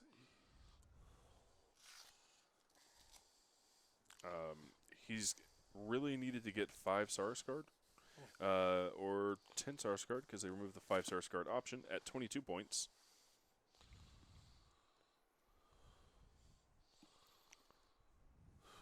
Oof. And Eli, I know that he doesn't get it for Cleanse the Realms. That won't stop me from Hellkilling y'all. Understand? So it's funny, chat. They can hear us talking. They're about a minute behind, and they don't understand all the intricacies of what we're saying. No. They're missing out on your wonderful comments, and we're trying to pass them along, but they just seem to refute them and refuse to listen to us. If we could get some Fs in chat for their ability to listen, that'd be awesome. Right. I don't know. I feel like Eli's had such a bad game at this point. He's like the equivalent of like Doom scrolling through Warhammer, Doom rolling, if you will. Sikath, I will tell Eli that he has a very classy pinky ring for you. That's not a pinky. Oh, it is a pinky ring.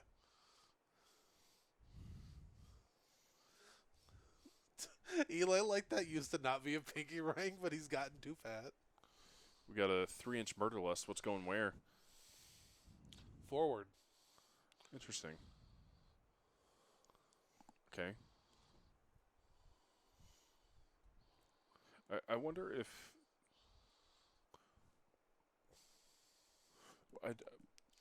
Yeah. I don't know. I don't know. Irish Warlord, I don't care. It's too damn bad.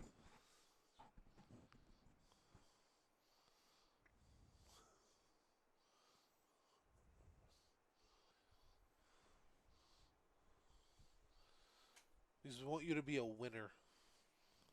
Winners build and paint models. Winners also, take a little bit longer than other people to build and paint models. So,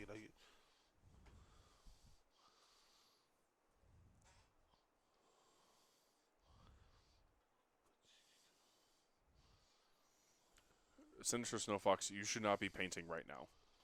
You have other important things that you should be doing. I won't name them, but it might rhyme with watch the stream.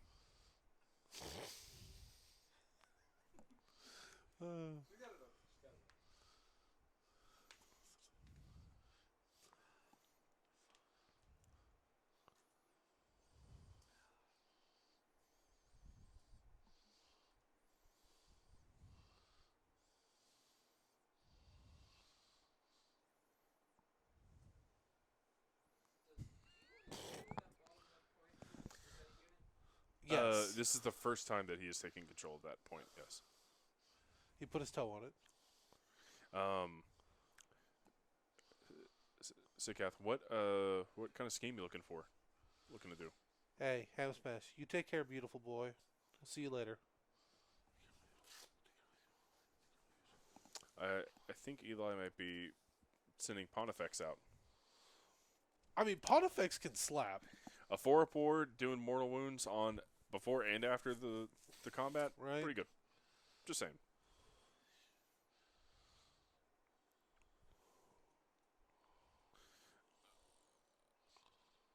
Looks like Jeff is trying to redeploy in range to smash that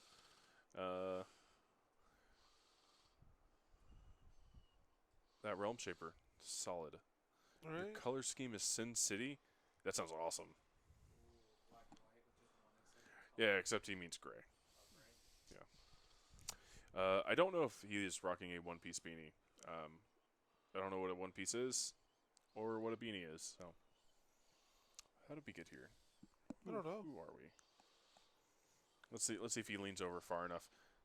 Because it almost looks like an Eggman symbol. It's on the hedgehog, but then it's got like extra things coming off. I am the Eggman, and I am the Walrus. So, Just gonna throw that out Did you there. watch that movie Walrus? No, I haven't seen it. It's a weird movie. Is that the one with Brendan Fraser? No, that's Whale. I think. Yeah, that's a different kind of movie. That's the opposite of Walrus. What's that movie? So a crazy guy kidnaps a guy and Oh, that's turns Tusks. it into a walrus. It's called Tusks. What? No. Yeah, it's called Tusk. No. It's called Tusk. Tusks. Okay. Yeah. Pit grot. On it. Hold on. Chat. Is this movie called Walrus or Tusk? You know, the one where the guy, like, turns a guy into a walrus.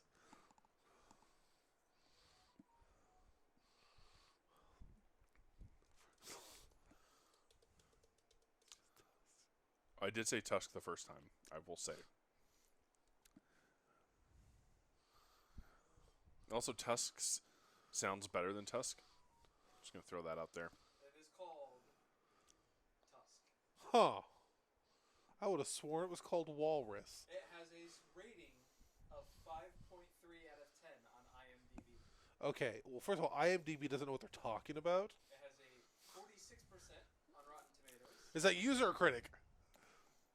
That's a good question. It has a 55 on Metacritic. 46 on the tomato meter. 36% on the audience score. Okay, maybe Tusk wasn't a good movie, but I still had to watch it, alright?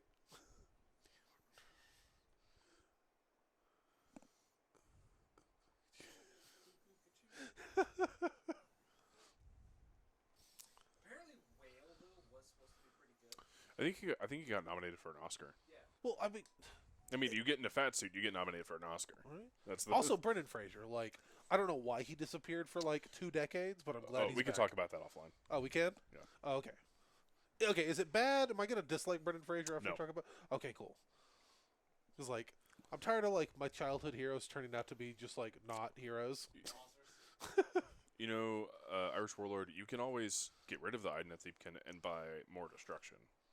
Just going to throw that out there. Ogres are the least flimsy of the destruction boys. Or get in a chaos. When did Tom Cruise get in a fat suit? Tropic Thunder. That movie is such a blur to me. It is a fever dream of a movie. If anyone tried to just summarize it into something, and so we should probably be watching this. A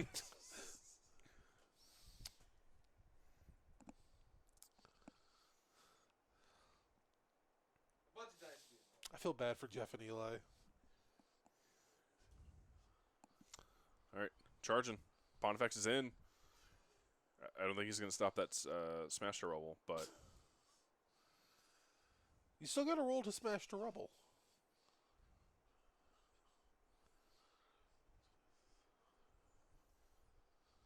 Okay, so hear me out, okay? Hear me out. This here. I feel bad for them because they're playing their hearts out trying to prep for LVO, and we're talking about Tusk and Brendan Fraser, all right? So, like, really, we are just not on the same page.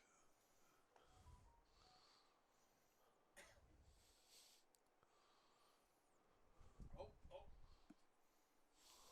Upper right zoom. is that a One Piece? Is that the one? Is that the One Piece? That's not the one.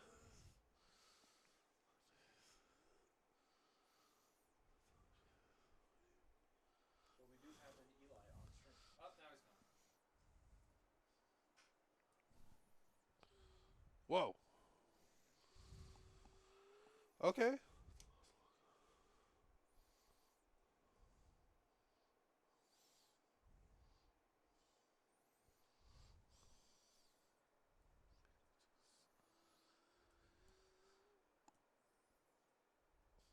Jesus. I just let Joe know why Brendan Fraser took a break in acting. And if you're curious, go look it up on the Wikipedia page because I don't want to talk about it here.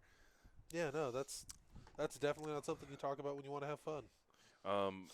No, their One Piece. I've not said my One Piece, so there. It is the Sick Jolly ass. Roger for law. Apparently.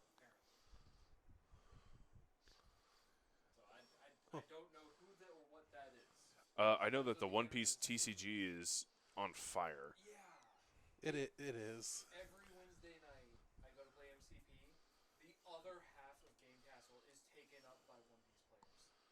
Yeah. The entire table was full. I mean, All right. have you seen that Nami card? No. Oh, there's a reason why people want to play One Piece card game. You're canceled. What? It's a really good card.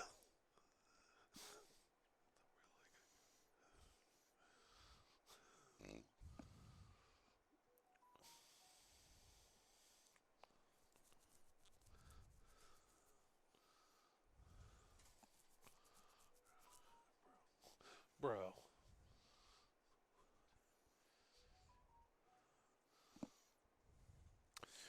Go for it. Marvel Crisis Protocol is Game Castle on Wednesdays, Yeah. With One Piece. along with One Piece. If you want to go play the One Piece. Yeah, apparently One Piece card game and MCP pack out the store on Wednesdays. What is Mitsuwa? Where's that at? Is this going to be another Mind Goblin thing? 3 Mortal Wounds to the Bloodthirster from Pontifex. God, zap him. Azir's Holy Lightning.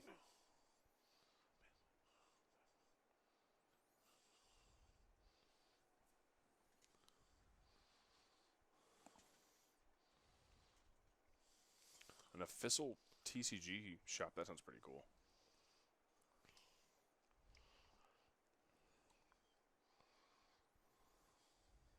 Govrek, the Chairgrot that you heard plays, we can get y'all in touch, and you can definitely check that out.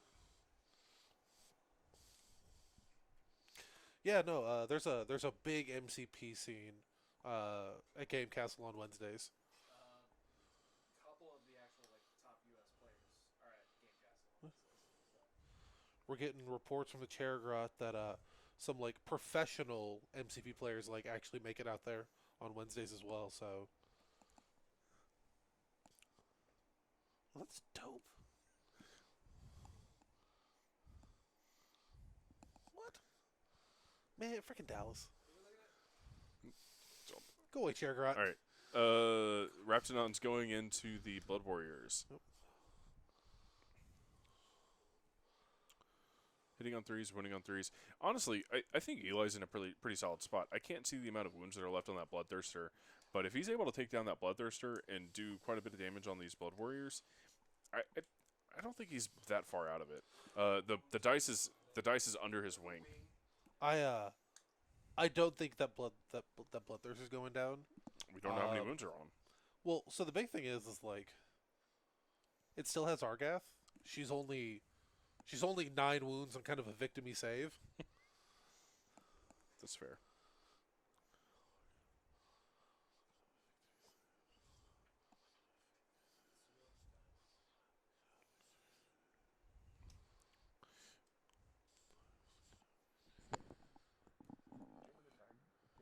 Tag over or send you stuff? Do you know what it is? No, I don't know. Okay. I can point it out.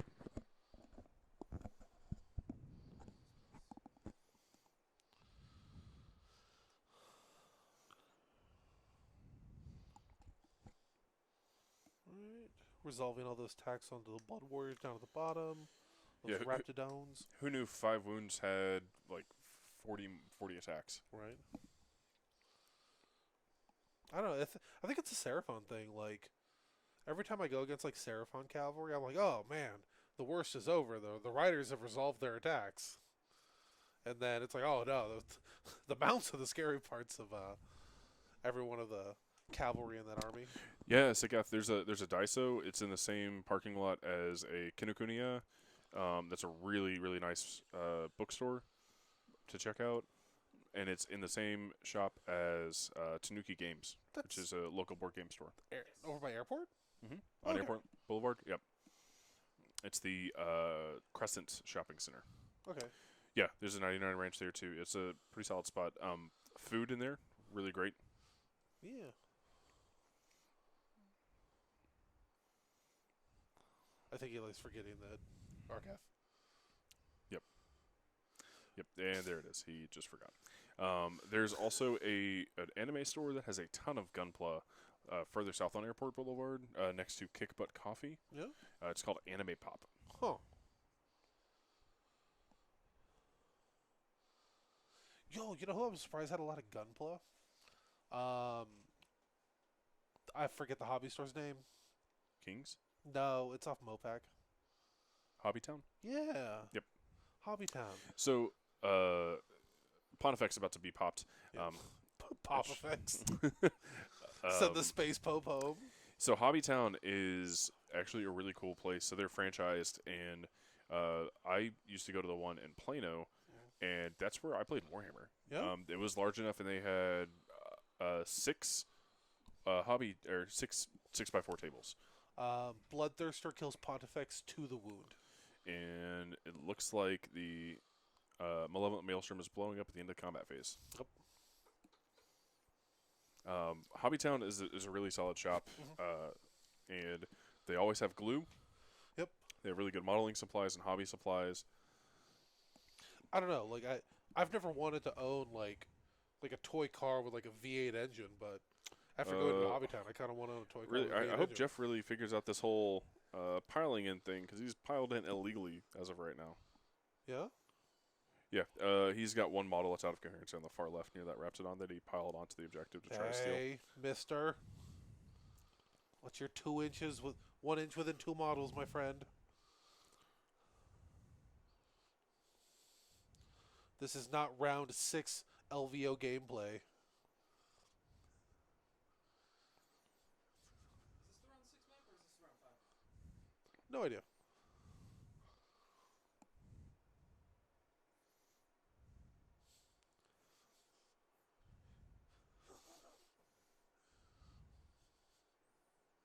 We are pleased.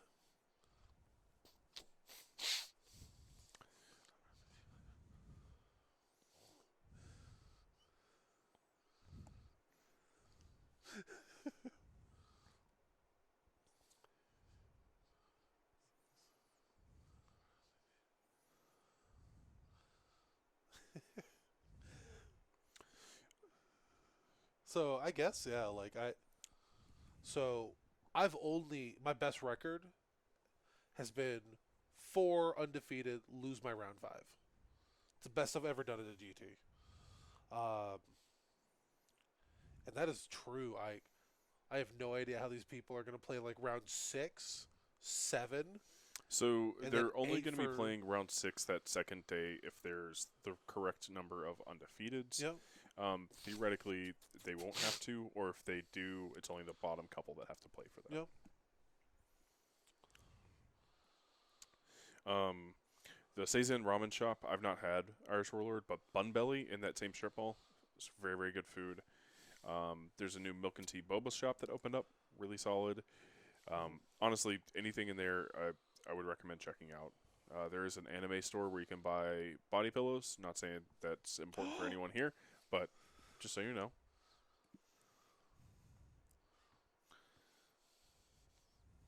I want a Marathi body pillow. We know you do, and I think Chad just heard that too. Oh. But see, hear me out. I want a funny one, okay? I just want, like, snake tail on both sides. No human body, just snake tail that goes from one side to the other. Oh no, you know what it is? It's 2 body pillows, one's full snake, and then the other one's the top half.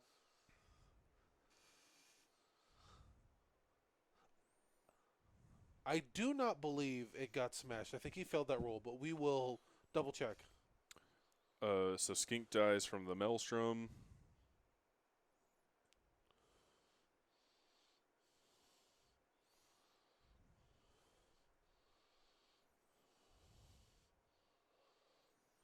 Bloodthirster takes 1.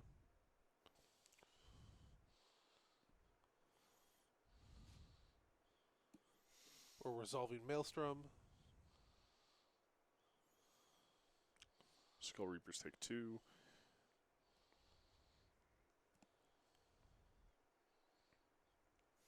And that's right, Asri. The Pope did get smashed. Turns out a 4 ward does nothing when something turns off wards. Yep.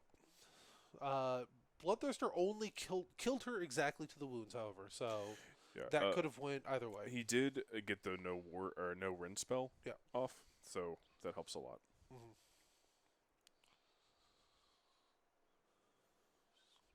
Eli launching dice like a Beyblade.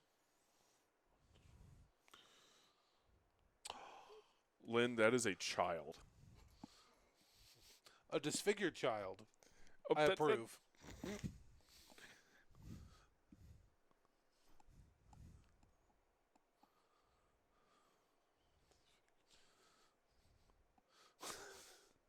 Are you collecting records of sussy behavior?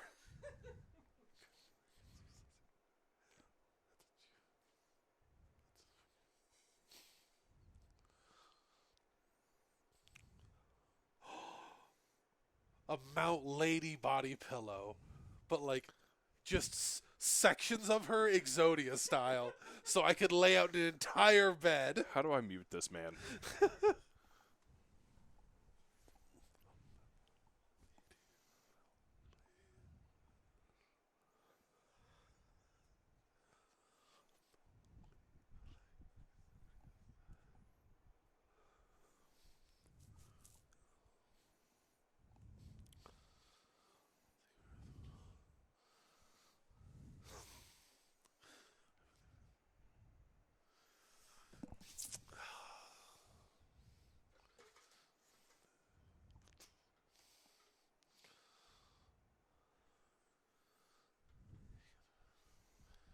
You already missed my comment on a Marathi body pillow, but yeah, no, I want one too. That's not a fourth thrall. Get on that fourth thrall.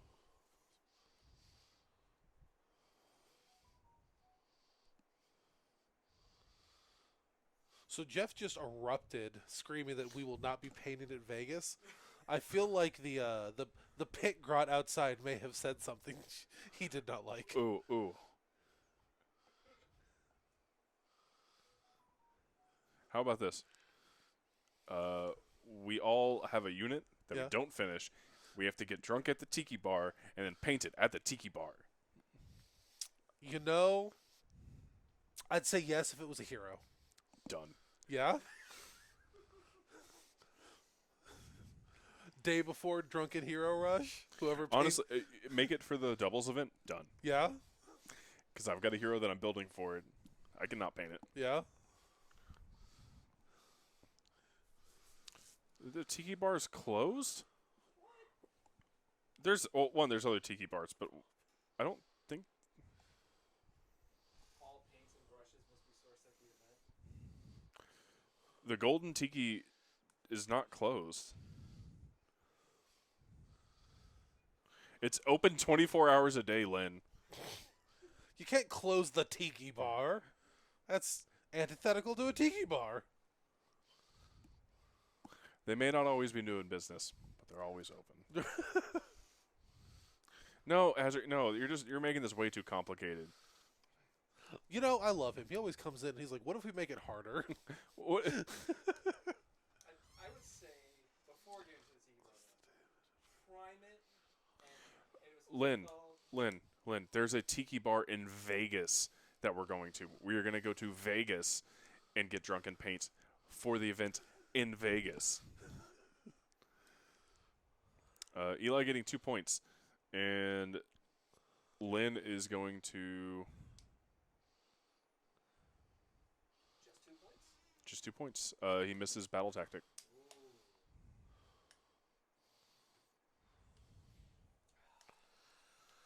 I've made a note, add failed battle tactic state. Jeff is gonna kill 8 models. Seems easy. Seems pretty easy. Yeah, Chairgrot. I think adding a failed battle tactic thing is relatively easy to do. If you want to do it ad hoc, there's another way to do that. I can. Yeah, you can do that, or you can do both, and then so you go in. No. No way. It's in the notes. There's a cat that's trying to assault me. It's trying to break in. Cat is Give it an literally axe. trying to tear the door down. Give it an axe.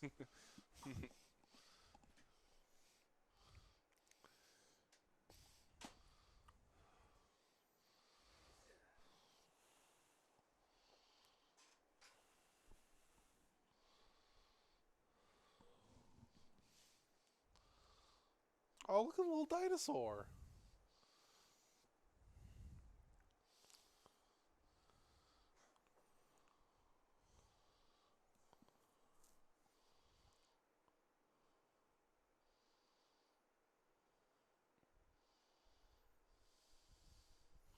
Finest hour on the Astrolith Bear. My man's gonna defend himself.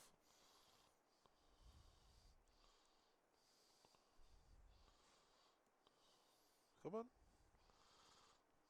Come on.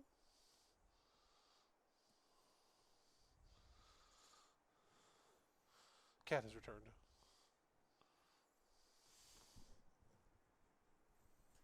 Jeff said what his battle tactic was? Kill 8 models. Is that a blade or a generic? It's It's a a Blades Blades of of Khorne Khorne one. tactic. What is it actually called? Slay? No, we already did Slay Special. So it would be... Jeff, what's the battle tactic called? I don't think he can actually hear us. He has to hear us. No, they've been chatting. So Oh. there. Also, Lynn, the tiki bar that closed down is just moved. It's now behind the Ramen Tatsuya on South Lamar. Trial of Skulls. Hey, I got it right.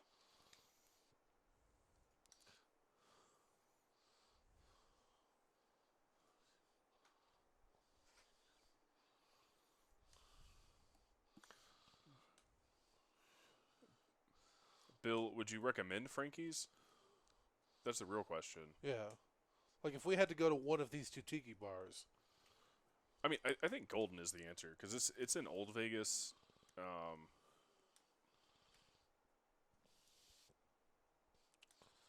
Alright.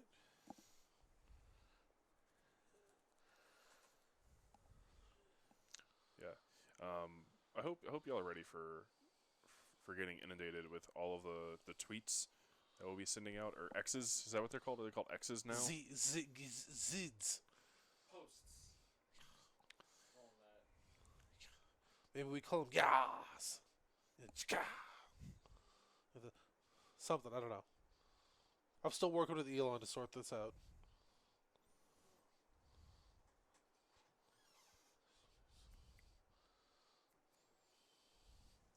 I think a real downfall is when they tried to say that the icon of Twitter wasn't a bird. Like they were vehemently saying that the icon on Twitter was not a bird. Well, Eli's saying they're called posts, not tweets. It is make a post when I go to tweet. Also, how would you all rate the latest Weirdcast tweet? I personally think it was a banger.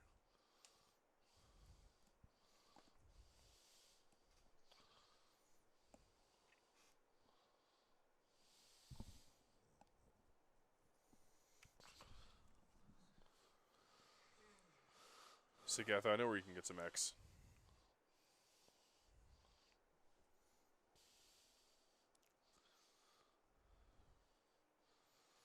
You know what else could use some work? Like your models? Your models. Get back onto it. Calm down, Dad. X gonna give it to you.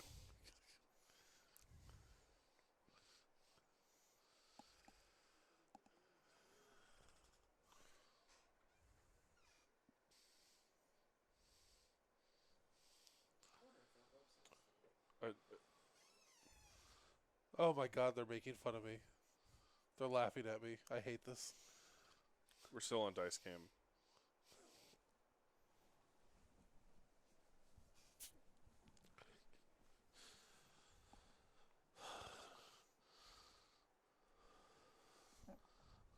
Axe is coming out. Yeah.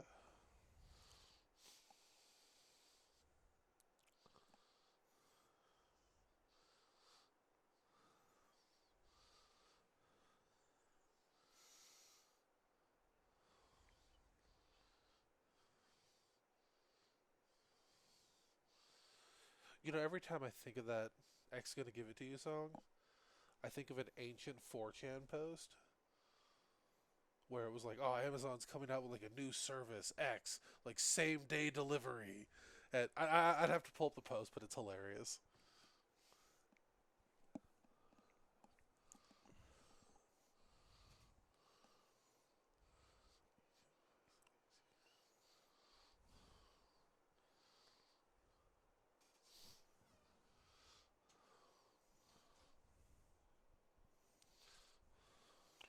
Eli failing to unbind something because of the.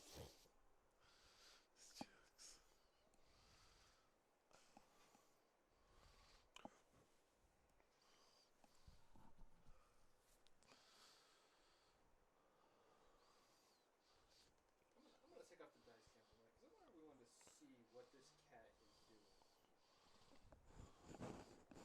Will he show up on the dice cam? Well, No. he's not. He will not show up on the dice cam.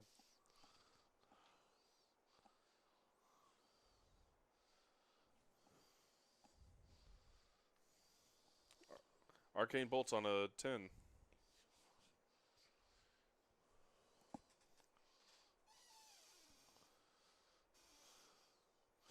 Croak continuing to fail to unbind against Blades of Khorne. Croak has met his match.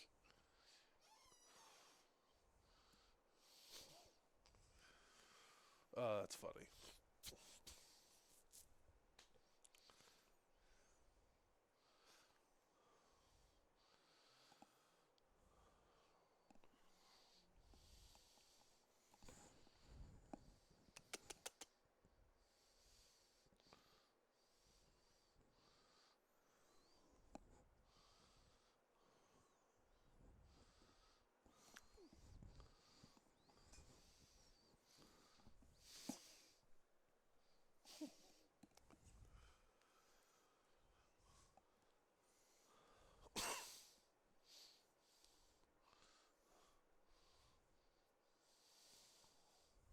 Eli, we just want to watch you suffer, buddy.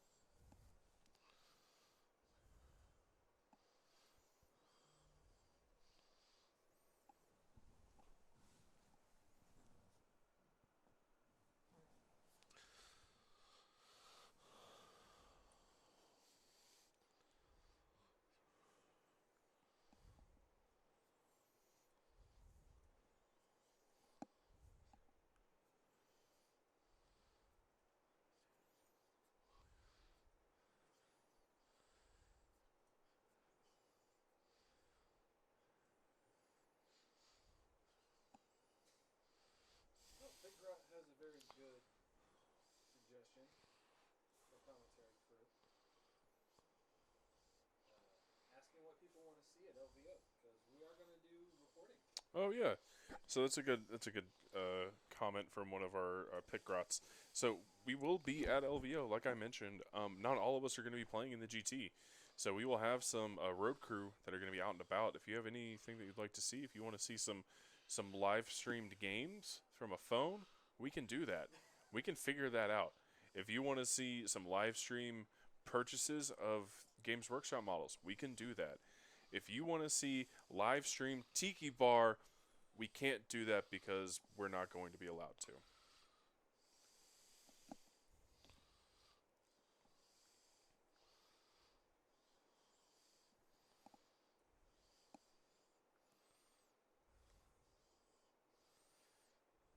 I think it's also something to talk about. Who of the crew is actually going to be competing? It's Obviously Eli. yes. So it's going to be Eli, Jeff, Joe, myself. Then there's Megan will be competing in the doubles event with Isaac. Isaac will be in the singles. Randy will be in the singles. We've got Sean, who's coming in from Denver, who's going to be in the singles. James from Houston.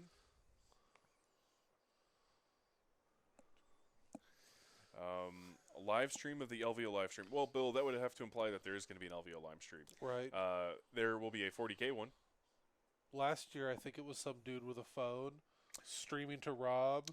That was the shadow rounds. Yeah. That happened. Yeah, they were streaming some AOS games, to give them credit.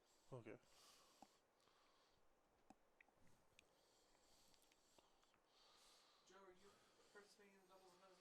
Yes.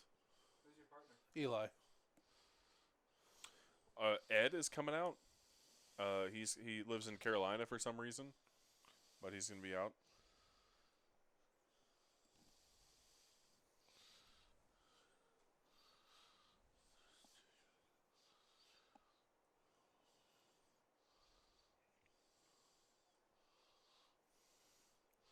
So I feel like 40K could be an interesting stream. I don't necessarily know if the players, like top table players, could make 40K an interesting stream. I feel like the armies and the style of gameplay you see at like top tables in 40K don't make for like really engaging gameplay. I think that there's a higher barrier of entry into that. Yeah. I'm actually thinking about playing 40K. I've got a Necron army. Yeah. I've always wanted to play Sisters of Battle, and I uh, I could be down to play some bad Sisters of Battle 40K. It's just like a hobby thing. I've got Necrons. Yeah. It's fully painted. Really? Yes. I would hope so. I got in on the Indominus release. Bought 2 boxes and some ancillary stuff. Yeah.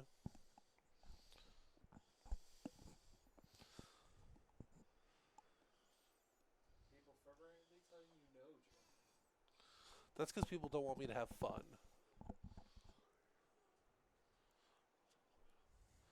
And anyone that would deny Joe the holy trinity of Bolter, Plasma, Bolter, Melta, and Flamer. Although honestly, I think Sisters also need Plasma. Give the girl some Plasma.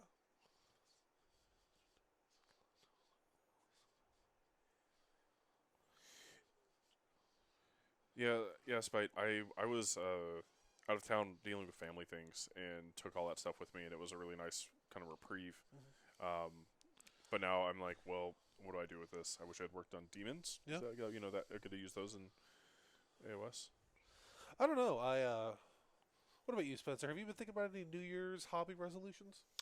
Yeah, actually. Let me get that pulled up. All right. What you got like a list? I got a list. I mean, to put in like thought to paper.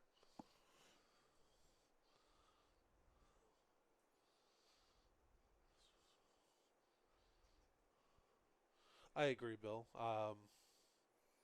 There's just something about Sisters that does it for me.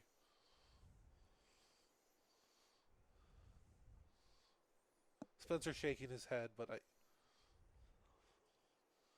Apparently, I don't have photos of it. But really, what it is compete in a painting competition. Yeah. That's pretty much the main one that I have. There's ReaperCon that's in Dallas over Labor Day weekend that I'm planning on going to and competing. They have an open style painting competition. Really? So the way it works is you can enter 3 models in the same category. Okay. They'll pick the highest scoring one, and then they will basically grade you objectively on it against a rubric versus grading it against everyone else in a subjective manner. So if your painting qualifies for a silver medal by the rubric, you get a silver. Really? So it's not one person gets a silver; it's all the silvers get silvers. Okay.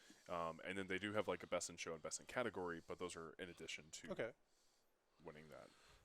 You know, Reaper's a really cool company. 3 years ago, because it was my first ever GT. We go to Lone Star, and our buddy Mike lives up there, so we always take a couple extra days. ReaperCon. Yeah, it's called ReaperCon, Bill. I will get a link posted in chat. So we always go up to Dallas for a few extra days for Lone Star. And we went to the Reaper store, and it was a Sunday at like, God, it had to have been probably 10 or 11. They were just kind of opening. And we were like, hey, we buy your miniatures. We love it. And they're like, do you guys want to do a tour of the facility? And we were like, yeah, absolutely.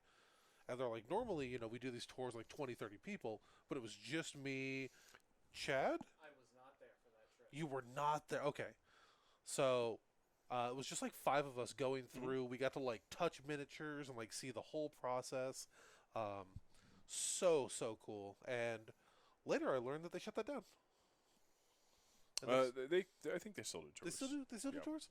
They may have shut it down for other things, but Mm-hmm. at ReaperCon, they actually have a bus that will take you from the convention hall over to their facilities, and they'll do tours. Okay. Or they did when I went, which was before the pandemic, so things Okay. may have changed. But I really enjoyed ReaperCon when I went. It was a lot of fun. There's a lot of cool painting classes. There's a lot of RPG stuff that's happening. So if you're into D&D, that sort of thing, it's definitely worth checking out. But Jeff summoned 20 bloodletters while we were chit chatting. That's a way to spend some blood tithe. Normally, when the 40 wounds of free blood letters come in, the game's pretty over. Yeah, I really think that Seraphon suffer in this matchup. Eli has to be a lot more defensive with what he does. He really couldn't have placed things on that center objective like Jeff did, and stay out of range safely. And so that's something that he has to keep in mind. Yeah. Attend a painting class is your hobby goal this year.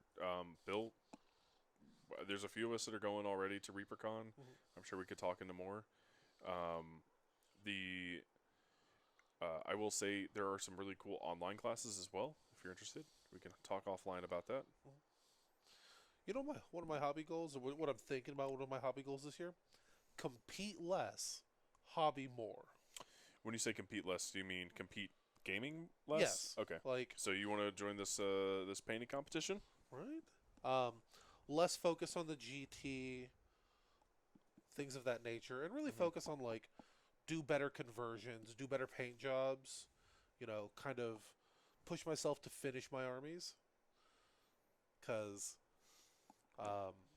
you know, 5, 6 GTs a year, it really does turn into come up with a list, paint that list, go to that GT, and that's all that ever gets painted are particular lists, not armies.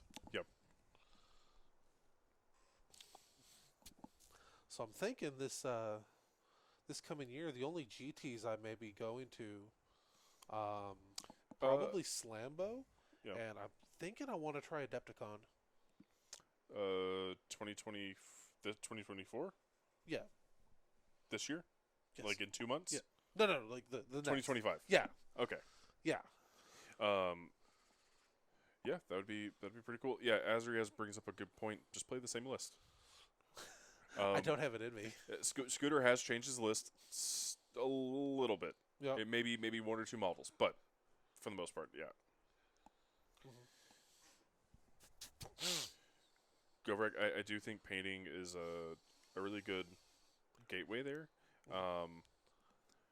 I know you play some alternative games. Have you been painting anything for that that's been enjoyable for you?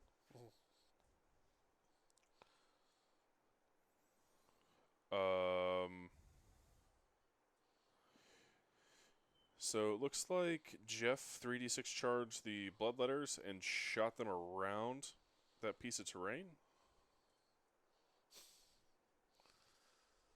Look at him go. Goverick, well, there may be some mechs coming your way soon, so just keep that in mind.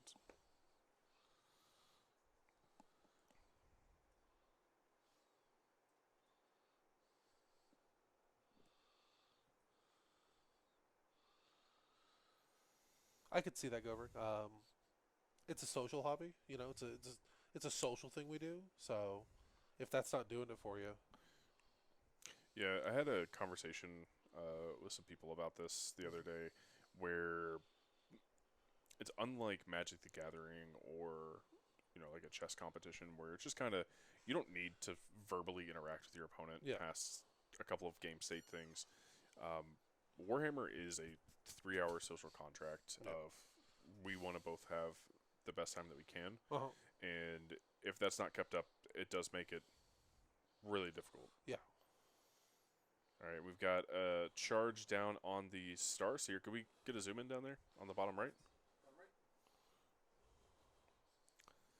zoom much more than that, unfortunately. We've got no. You're good. We have an arcane bolt that just ticked up there.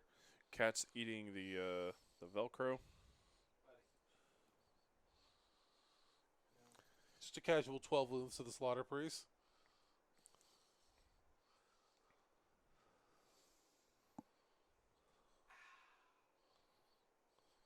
Thank you, Jeff. It was very nice having your nails in my foot.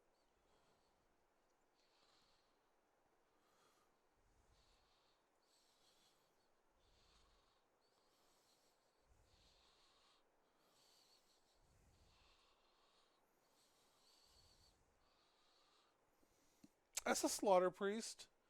Maybe. I've seen. He has Slaughter in the name. I don't know. I've seen Starseers get away with some like heinous things. I wonder if Eli remembered to pop the 5-up ward that the Starseer gets. Oh.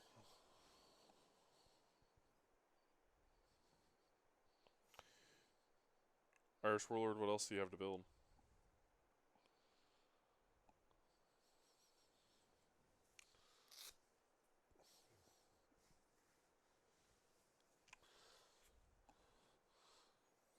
Fails the roar on the Astrolith. So that finest hour will be important.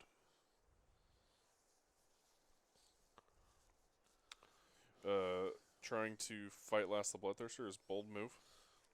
It's free. Why not try it? I watched Eli get it 2 times in a row on my Vanguard. Yeah, I know what that's like. Yeah. Yeah, definitely build the Sharks. Because you can build them without the Riders, and you'll be a lot happier. The Sharks are cool.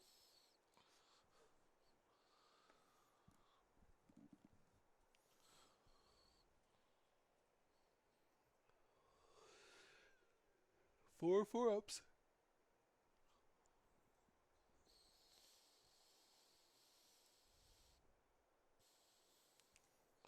Six into the Astrolith Bear. Let's see if he... So he's dead. Oh, it's into the Skink. He needs to kill the rest of that unit with that Bloodthirster. Yeah. These 8 models.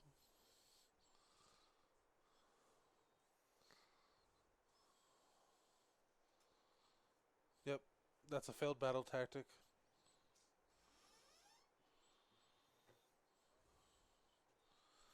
That's Took a away- failed battle tactic, but he's going to get 3 points for 1 tune more. Yeah. Took away the Bloodthirster's Rend, and then it just turns into a 50-50, just like Ethereal.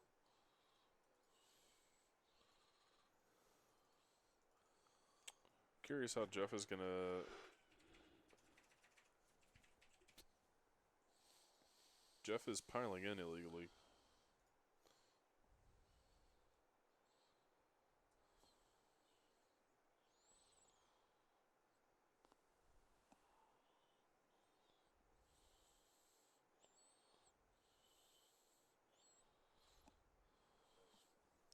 Eli keeping him honest.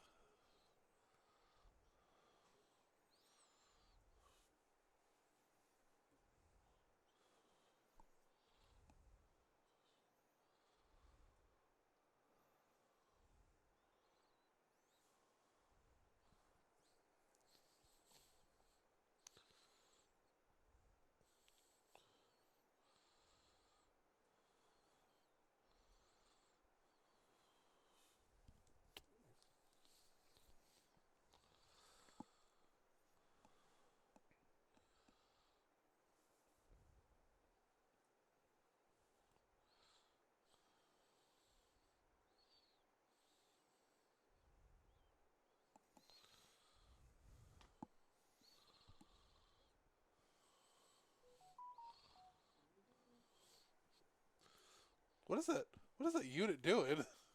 He's trying to pile in, and...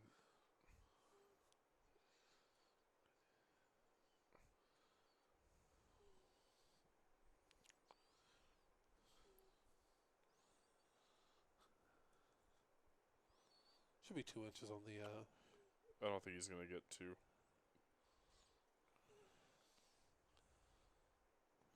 Could we get a zoom in on the top left? Top left zoom. Zoom, top left. I think the bottom one's outside too. Yeah. It's throwing me off because like the skink is over the base, so like the one on the far left from the Bloodthirster probably isn't within 2 of the base.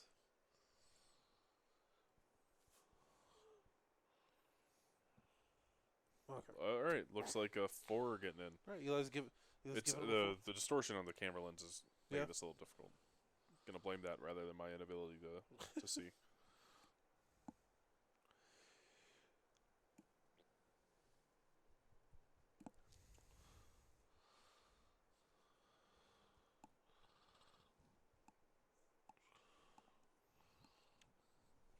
Shark with horn. I mean, sharks shouldn't. I don't think sharks have a musician. I think he's asking about a narwhal shark. I love narwhals. Narwhals are amazing. So I have a weird thing with narwhals. Okay. They're horrifying. No, they're majestic, They have a tooth growing out of their head. and it's majestic. There were mermaids. That boy is Okay, hear me ain't out. right. Hear Ain't me out. right. So, a long time ago, I played a tabletop system called Naruto D20. Why does that not surprise me in the fucking least? Okay? If you took a feat to get snow release as a bloodline, at level 18, you could learn a jutsu that let you summon a narwhal. And it was like a 60 by 30 like wide AoE. And I told myself I was going to summon that fucking narwhal. That was the one thing I was going to do. And I have yet to summon that narwhal. Because getting to level 18 in any RPG is difficult.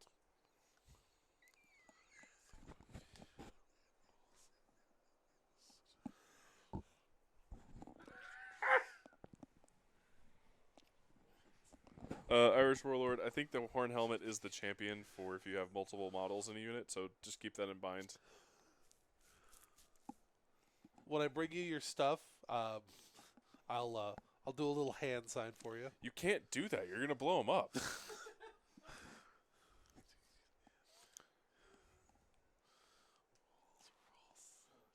just do the new JJK hand signs and domain extension. Yeah, domain expansion.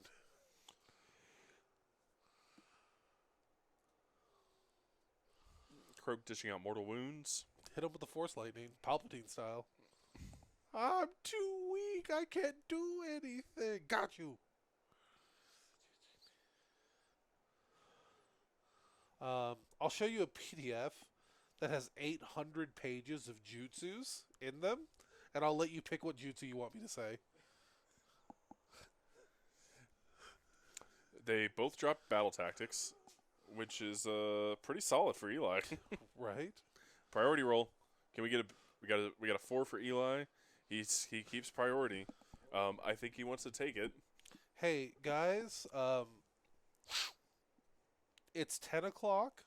Could you start scoring some points, please? Can they hear us? Lexi is relaying some of the stuff you guys are saying. I did not expect that they would be tied going into round 3. Stop rolling ones, Eli. Just roll better.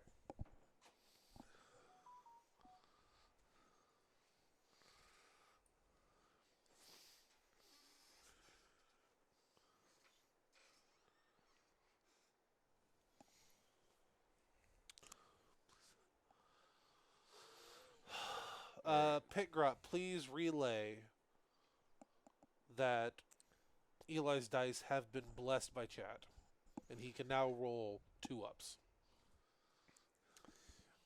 All right. So I'm looking at this, Joe. Yeah. This land can teleport out of this. Yeah, he can just leave. Ooh, he's still garrison. Can he just teleport out of a garrison? Yep. Really? Yes. Oh, neat. The problem is where does he go?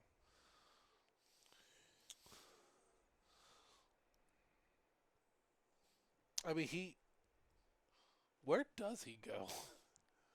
Where does he come from? Away? I think going to the top right objective and trying to blast that unit off and take it from him is the best option. But Hear me out. Blizzard the Bloodthirster off.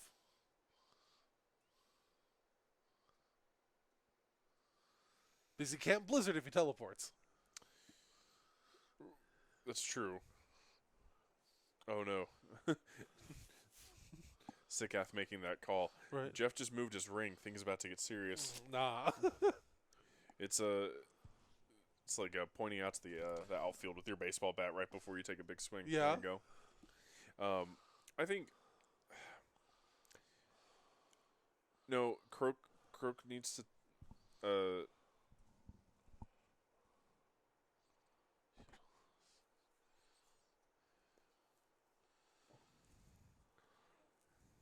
They're out of line, but they are right. I think Croak teleports the Slan. It's his grand strat. Yeah. I think that's really the option. Otherwise, otherwise you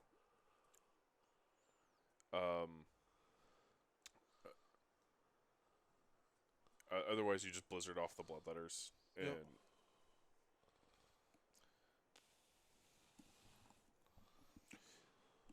Croak is within 3 of that Realm Shaper, so he's going to hit something with it. Uh-huh. Probably that tower. Yep.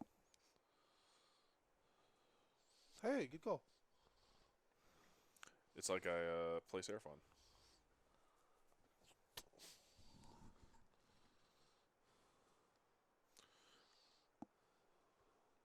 Takes 2.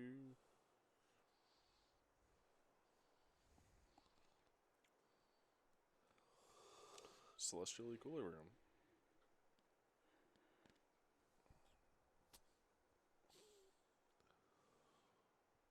Oh my god, he just detonated skulls.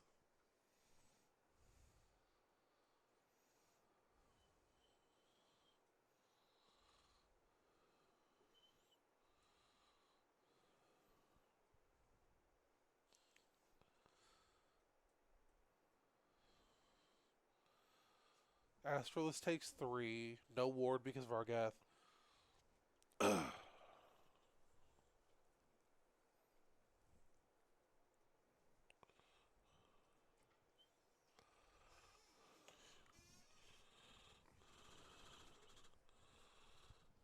For the detonation of skulls, does everyone around take the D6? Does every wizard take a D6? I think it's a question of what did they roll? Yeah, of course you can hear me breathing, We man. didn't- I'm fucking. we This did is the not. heat of battle. We did not see it. There's a question on dice roll.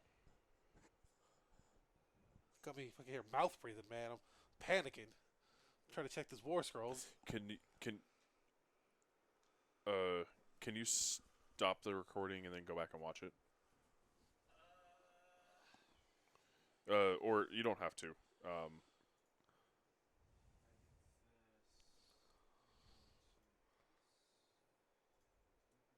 Okay, it's a moot point. Never mind. We're good.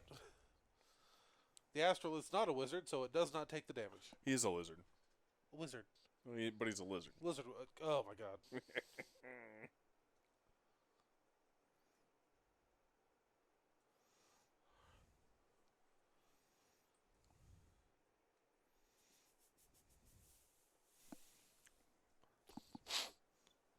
Maelstrom coming out again. On a 9.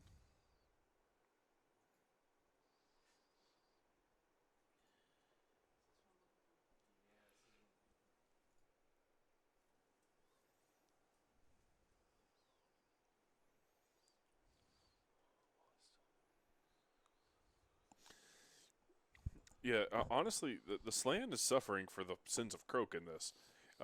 He is miscast twice on the skulls. Come on. Okay, let's be real here. The Slan is doing okay.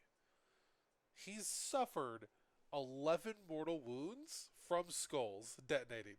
He took 6 the first time, and then he took another 5 this time, and he's still alive. He's doing okay. Which slan? The slant slan? The sled, yeah. We might have to go back and rewatch that. Yeah, no. Okay, I don't believe you. the slan, he rolled a 6 the first time, and then he Oh. source guarded him. There we go. Yep.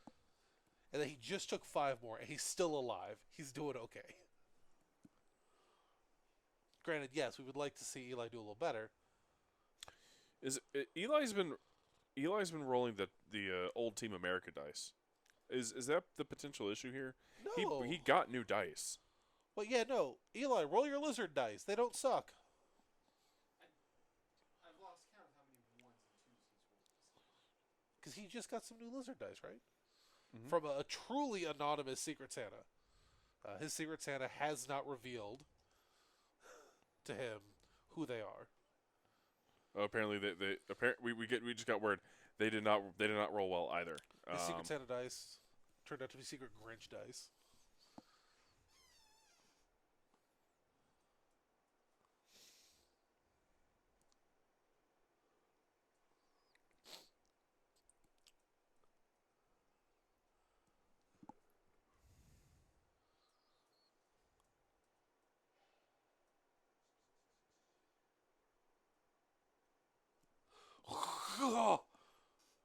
Croak, stop!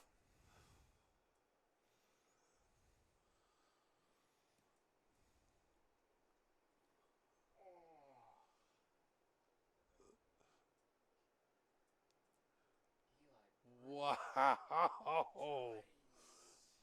Another miscast for Croak. Who?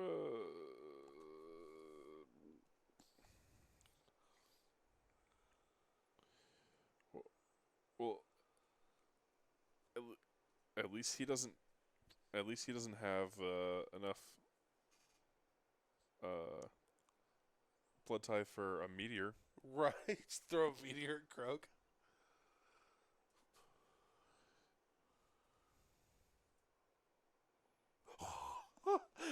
Another miscast coming out of the hero face for Eli. You know what, Eli? This is just getting all the miscasts out of the way. Right. Get him out now. Don't take him with you to Vegas. Leave him here in Texas. Oh my god. Trip sixes.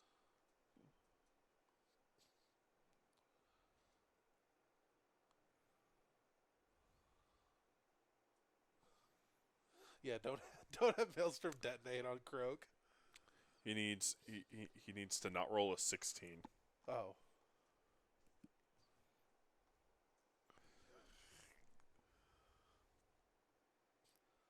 We just got the numbers in from Eli. Croak has casted 4 spells this game.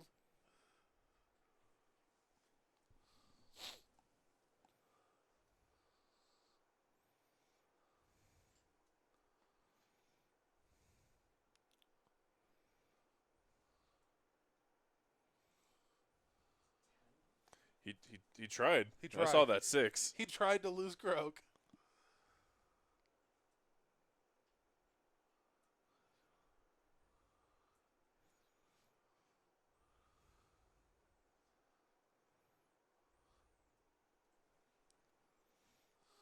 Yo, Dimitri knows how to start a fucking game.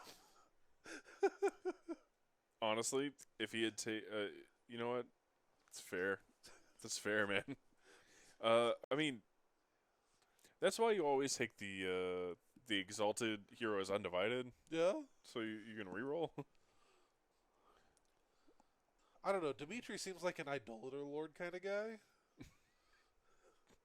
Sure. And I know he ain't looking to hand out undivided to some occultists.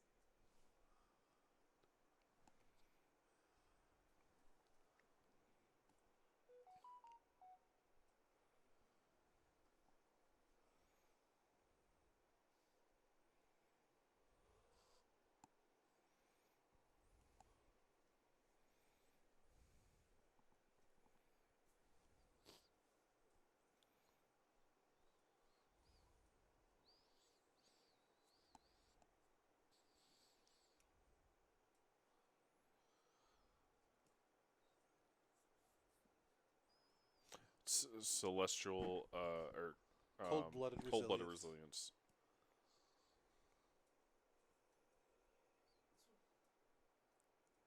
And cool.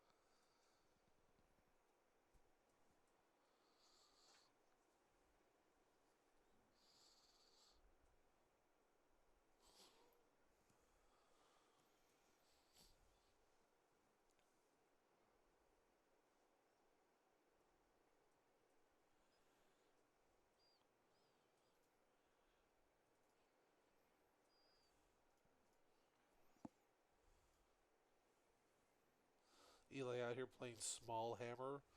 Rolled a 3-inch charge. Yeah, that's right. Eli commenting that he's got to play to his outs, right? Like, um, and especially in formats that have differential scoring, it's really important. You gotta Yeah. grind for every point you can. Um, it pairs you into not necessarily better matchups for you, but it inches you closer and closer to the top. Yeah. How do you feel about differentials? Do you feel like it makes games more tedious towards the end? It makes it harder to talk out, Yeah. which makes chess clocks more important. Um, Bloodthirster, not fighting last. Um, the Alt attack on the Star Skier. Still down at the bottom right. 3s to wound. 1 at -1 random to the slaughter D3 priest. damage. Ooh. 1 damage to slaughter priest.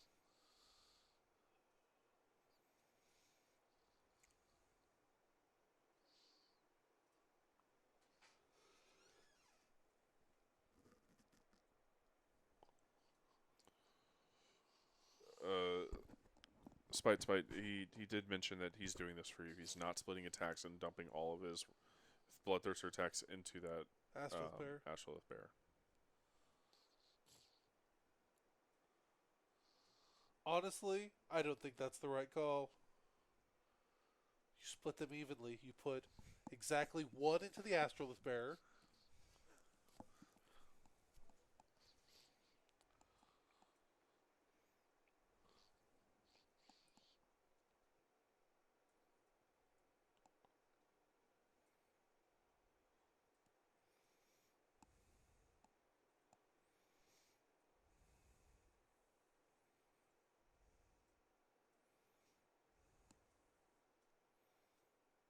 Astrolith is gone.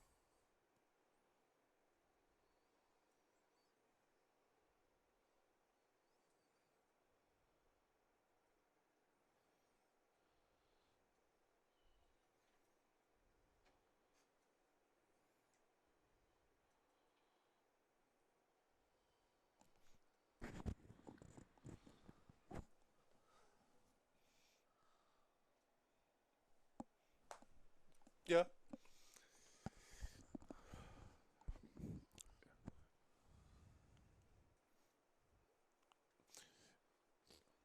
I mean, you're right, Spite, and he's got finest hour, but the Bloodthirster did have all of his rend, so you never know. Yeah, no, I mean, that's how Croak goes. Like, you And do 18 damage or you don't. he's gonna probably put 5. Just keep Jeff. Jeff just needs to figure out how to do this. You pile in this guy on the side, around.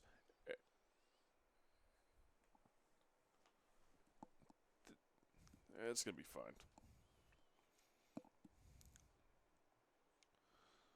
You just have to leave the one there.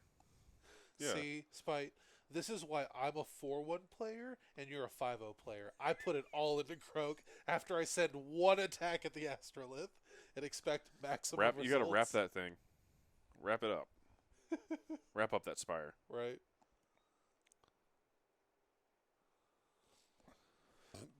We got 4 going into Croak. Let's see if he can do it.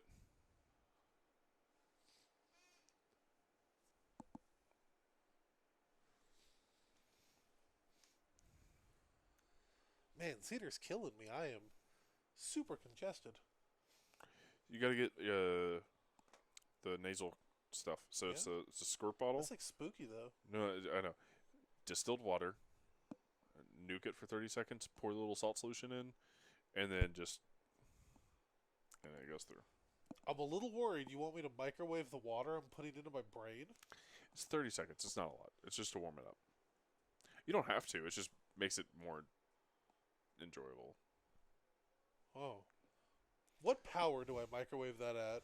Because I really don't want a 30 seconds at like a 10. Just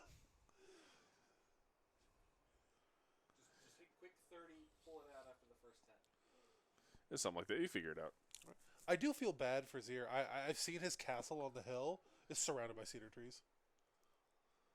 What was the descriptor that you used for his place? He lives on he lives on a castle on a hill. Yeah, I don't really feel bad for him. Oh. Yeah, go Rick. That's kind of what we're talking about. But I don't like the pot as much as I like. There's a squirt bottle version, and you don't have to like angle your head really weird. You just squeeze the bottle, and it shoots right through. It makes it a lot easier. So are we talking like an army painter? Like I'll water, show you. I'll show you the thing. Okay. I've seen the ads for some. Like a paint bottle. It's kinda warm water? it's like a big one. You know, like the saline solution bottles. Like a baster. No, it's not a baster. No, like the saline solution. It's like that big. It's just like salt water that you squeeze in your nose. No. Ziny, it does not hurt. It's not hurt. You know what? He lives in a van down by the river. That's where he lives.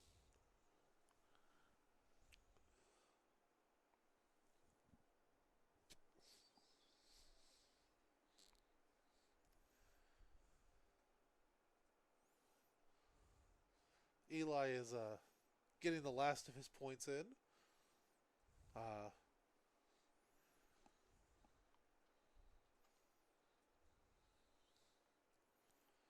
Should have made that Bloodthirster fight in the hero phase. He did 4 mortal wounds to himself, Jeff.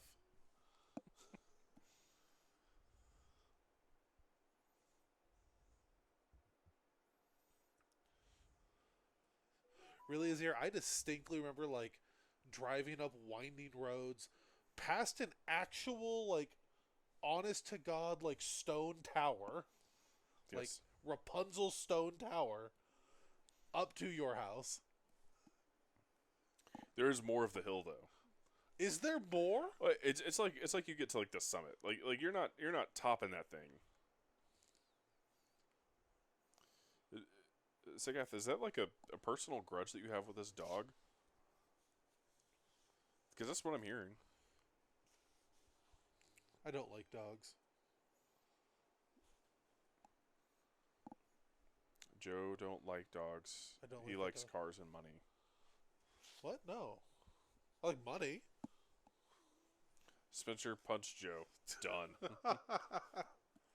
Punch Joe sounds like an anime. You know what? I'd watch that. really don't like your sister-in-law's dog.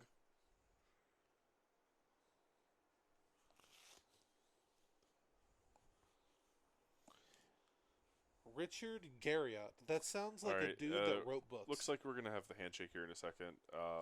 Eli is just conceding. Yep. Yeah.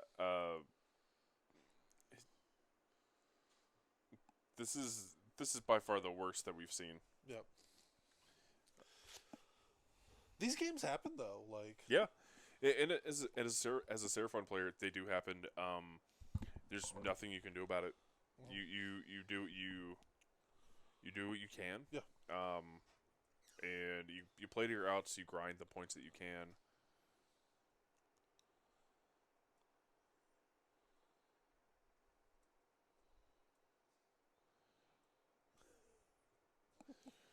Yeah.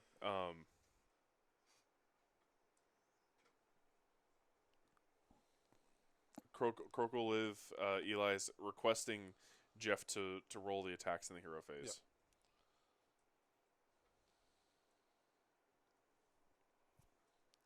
Drops 1 hit and 5 attacks going through.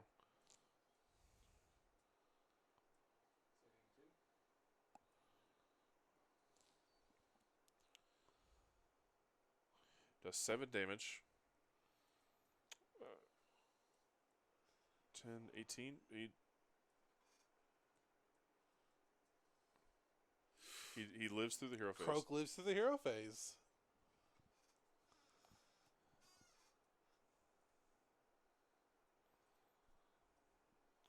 So, Gaff, I don't know if we can ask God to do that, but we can give him a hug for you.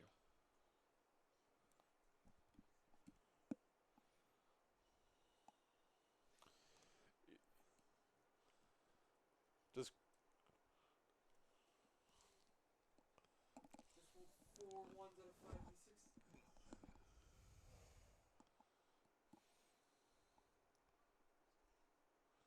yeah, Eli's really good at rolling ones. Get this man some new dice. So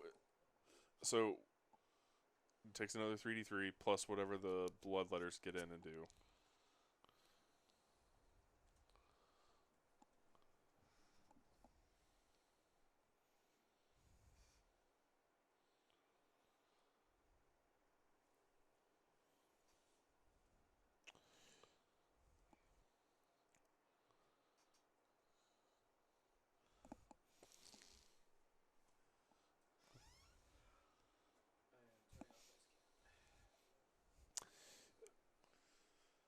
No, let's see this. Let's see this. Crook's at 10.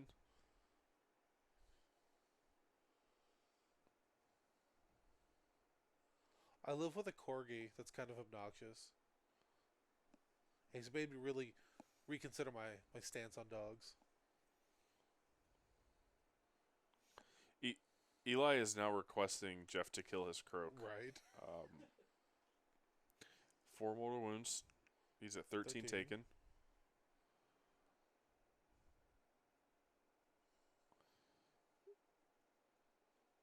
He just needs to get 5 damage through to kill Croak automatically. That was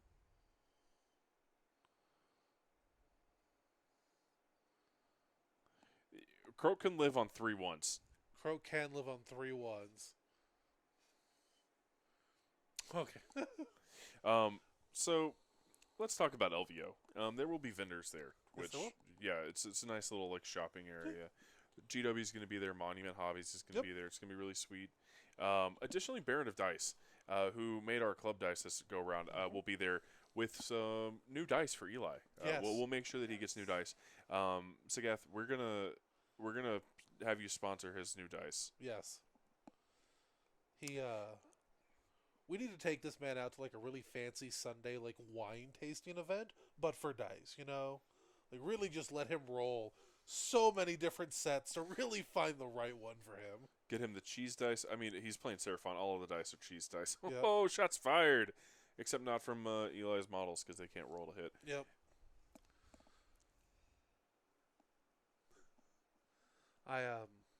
He needs Barathi dice. No, you know what he needs. What? He needs Vault War dice. Ooh, Vault War dice are... He needs 2 Vault War dice for casting. Yeah. 4. He may need primals. 2. He gets 2. He gets 2. He gets 2 dice, and then he uses his regular dice for primals. That's my thought. Okay. That's my thought. So, chat, I think really the moral of the story is if you play a spellcasting army, don't fail your cast. And if you do fail your cast, don't miscast. If you do miscast, don't miscast against Khorne. 4 was that 5 miscast? So, With the Khorne miscast, I think it's 5. That's right, Govrek. He just needs to change games. Roll low and Conquest, do well. That's what I hear. I mean, we're joking about his ones, his casting. But, I mean, I think on the bright side, he positioned really well all game. Yep. With the limited amount of models that he had, he was able to keep the important parts of his castle alive up until the game was essentially decided. Yep.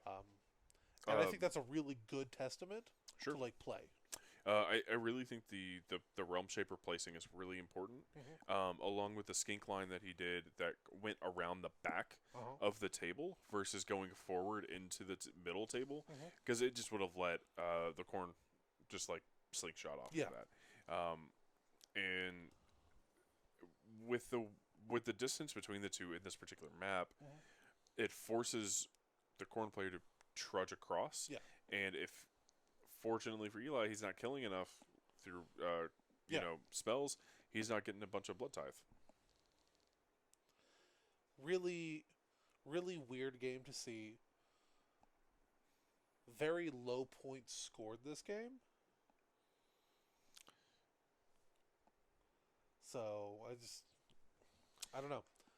I don't know if this is a matchup Eli's looking to replicate No. at LVO. I don't think so.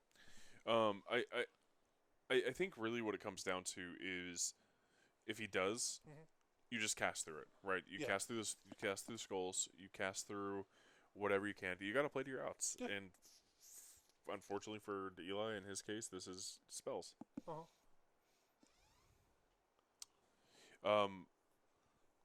Irish Warlord, what do you mean you've discovered mold in your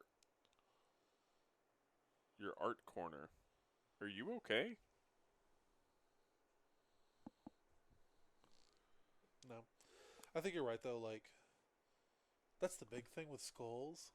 So many Khorne players get skulls up, and people are like, "Oh, I'm done casting. I can't do it." That's like, yeah, but you can. Like, Yeah. You keep casting through it. You cast whatever you can, and I mean, if don't take magical dominance. yeah.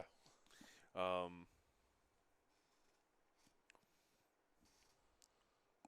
wow. That's right, Sikath. Clings to you and me. It's there for all to see. There's a magic spider. Yeah. All right. We got the handshake there. We are going to cut video for just a moment, and we will bring. I think we'll start with Eli. Sure. Let's start with Eli. Yep, I got Eli for you. Yeah, to get that that first fun interview out of the way. We'll warn them this is about to be loud because I haven't fixed the audio for that yet. Okay, I will be back in just a moment, guys. All right.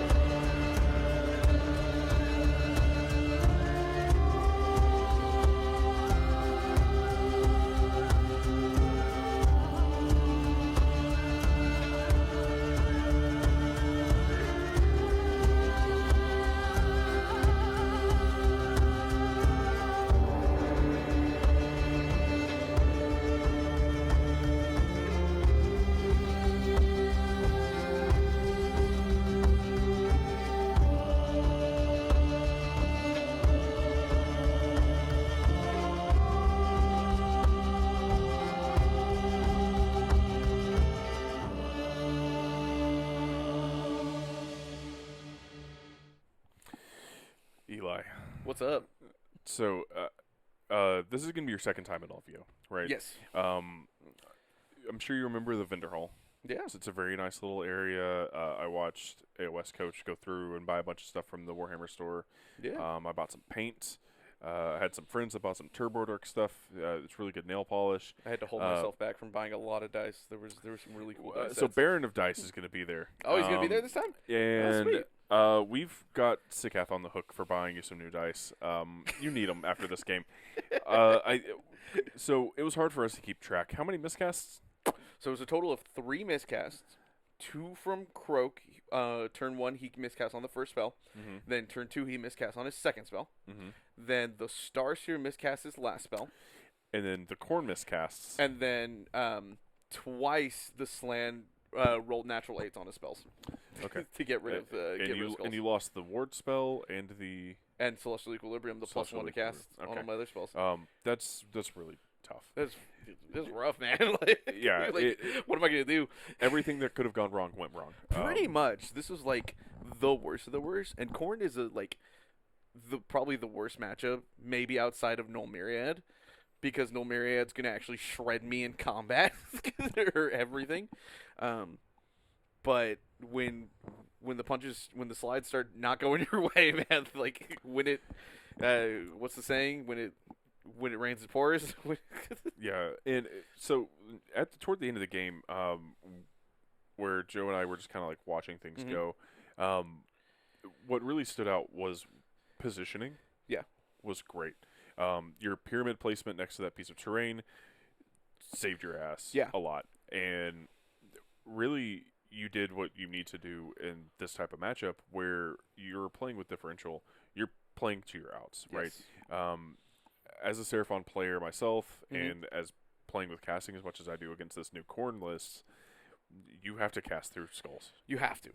You have to. My goal with the list with adding Pontifex is to not have to do that, because the great thing about Seraphon is that while skulls sucks, usually you have enough buffs that you can at least still be casting out a positive modifier through, which is nice, and you're just hoping that you don't roll the double 8.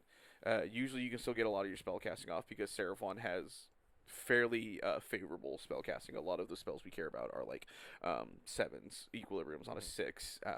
The highest spell you tend to cast is Unforging or Stellar Tempest. Both are on 8s. Or by chance, maybe I get a freaking Blizzard off on a 12, right? Although the way Jeff was rolling, he was going to unbind that too. Yeah. But you mentioned the positioning. There's actually, I was saying before the game, I don't know if you heard me on the mic, that is probably the best I've ever felt about terrain placement. That is probably the one I have felt, the board that I felt was the most set up well that I did, especially with the way that the terrain favored.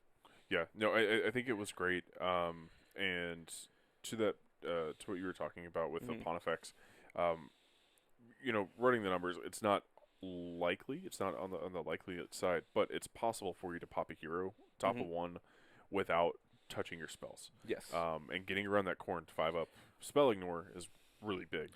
Anything I could do to get around the 5-up spell ignore helps in this game. Like, if you saw Cleanse the Realms do favorable things, I don't think I did more than 3 damage with Cleanse the Realms, and there were multiple times I rolled 1s. But that's probably my biggest tool. Yeah. Spite in chat calling out. Eli tends to do very well with multi-layered screens and protecting his core. Saw it over the weekend and again here. It keeps him in the game, and with the LVO differential scoring, Eli played to his outs. You cast through skulls, you position as best you can, and you play your full game.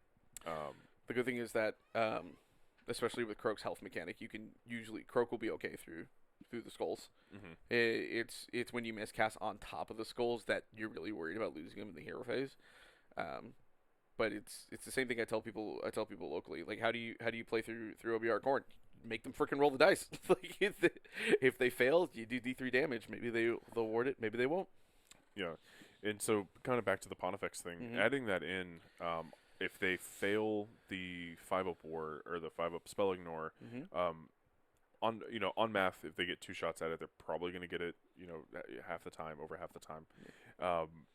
Between Celestial Deliverance and Comet's Call, you can take a 6-win hero off the board. Oh yeah, and especially if it's the one that's in the Skull Throne, you are going to be able to try and stop their skulls a lot better than not having it. That was the hope. Jeff was smart enough to put Drom in there because Drom can pass off, and he's got the big ward on there too. So he was a fantastic placement on there. Almost any other hero, and I probably decide to teleport over on that side with the Troglodyte instead of near the Blood Warriors.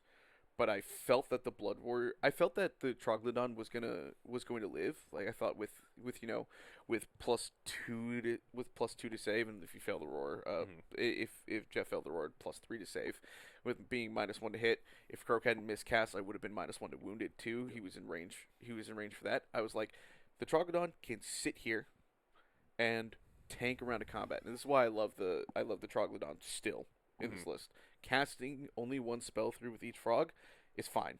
The Troglodon's job is to go up there, tank a hit, and if he lives for a turn, then my next turn is really strong. Because Cleanse the Realms is now deep in your zone. You've likely, as the opponent, pushed forward into him and just gone into my ranges. And then in that case, the Troglodon might actually live the whole game. But if he dies, cool. You spend a whole turn killing a Troglodon, and really I'm only down to 2 Cosmic Power Points. Speaking of things kind of like pushing forward like that, there's a question here in chat about the Pontifex charge. Were you playing for the she survives and gets the 2d3 mortal wounds on the Bloodthirster? Absolutely. It was survive, get the 2d3 mortal wounds. It was also a combination of I kept forgetting that Argax was a thing. Yep. Like the one thing that I'm not supposed to forget in the list is that the Bloodthirster takes the ward away, and I just kept forgetting it. But I thought with the Mystical Unforging being on the Bloodthirster at that time, the Pontifex was safe to charge. Probably can live. Jeff did exactly 9 damage. Yep. Like if I make one more save, she lives, right? Yep. And then I'm like, cool, let's just do some mortals, rack up the damage, and then I don't need as much deliverances. And if I can get him off the board, awesome. I don't care if Khorne summons another Bloodthirster, because that Bloodthirster is nowhere near as deadly or important as the first one. Absolutely. The one with Firebrand and Argax is a bigger pain in the ass than a regular Bloodthirster. Yeah, I could definitely see that. So going into LVO, how are you feeling about your list? Is there anything that you're looking at modifying, moving around? I love the list. It's supremely hero heavy. I love heroes. Hero Hammer is very fun, and the way the way this list plays, I like playing it. That if I lose my units, I'm not out of the game. I'm never out of the game as long as I've got like my 2 frogs. If I can do that, I'm good. The Troglodon contests objectives well because I can usually have forward presence because I'm always teleporting him up the board. Usually getting on objective, which means I don't have to push so hard to be on 1-2 more on most battle plans. Like I said, he anchors. Usually, I've gotten much more aggressive with the Maelstrom, which usually means I have a more of a threat into the opponents. The main reason I brought Pontifex in the list was for this matchup. Obviously, she didn't really do that much of her job, but the benefit of her as well is that, like you said, here's my threat. My threats on small heroes. Pontifex, Common's Call. If they're within 3 inches of the terrain, I got the Terrain Blast. Got Malevolent Maelstrom. I can do a Celestial Deliverance channel through Croak. That's 5d3, potentially 6. I think there's another way I can get it if I think about it really hard, but yeah, I'm doing like 5d3 to pretty much every hero. That's like most against a lot of armies, shreds their core. Yep. Shreds their support core, shreds their wizards so they can't interfere with me doing my thing as much, and a lot of it's cleaned up afterwards. One of Seraphon's biggest strengths is that they can hit support heroes around a lot of protections that the game naturally gives them. And if you can do that, they can do a lot really well. Plus, I don't mind that I'm light on bodies. I can summon more. Yeah. I'm usually looking to summon Skinks first turn and save Cleanse Realms for second turn. And after that, it's just summon the rest of the game. Absolutely. I've won many a game off of just a late turn summon Skinks from the pyramid onto an objective because I get that no matter if they smash it or not. Yep. So going into LVO, what do you? Obviously, you're aiming for 5-0 and Love getting the 5-0. into It would be right, great. getting into the top 8. First 5-0 at LVO, manifest into Destiny. What are you expecting to go? Like, what are your expectations going into this? 3-2 men. 3-2 men. 3-2 men. I'd like to do better than last year at least and get a 4-1. That'd be really cool. I'm still kicking myself for that. I played against a great Lumineth player, and I I forgot what his grand strat was and made one move, lost me the game. I lost by 1 point, 2 points. And if he hadn't gotten his grand strat, would have won it by like 1 or 2. Still kicking myself for that. Yeah, exactly. But realistically, just looking for 3-2, winning records. Yep. Can't be mad about winning records. Fair enough. Yeah. Let's go grab the other pair and get them in the chair. Let's do it. And talk to, I don't know, Khorne Daddy. Khorne Daddy. All right. We'll be right back.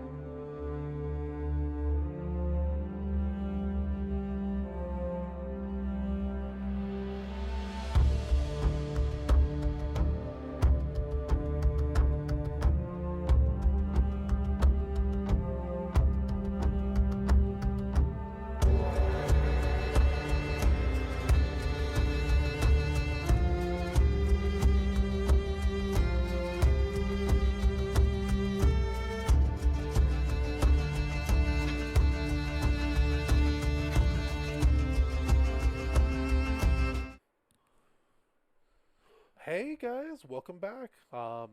Hey. We're back. You're back. So let's talk about it. I got the winner of the game here next to me.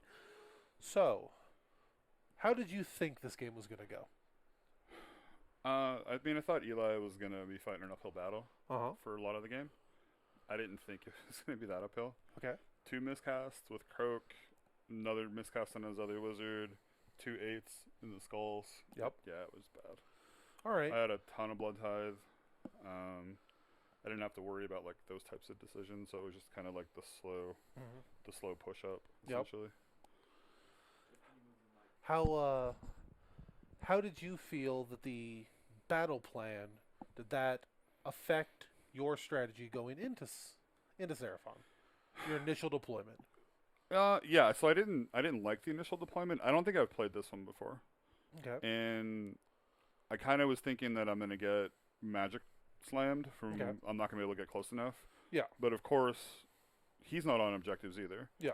So he has to move in and move close. Uh-huh. So yeah, as it went on, like at first I thought I was in a lot of trouble, Mhm. and then I'm like, well, he has to move out and bring something out.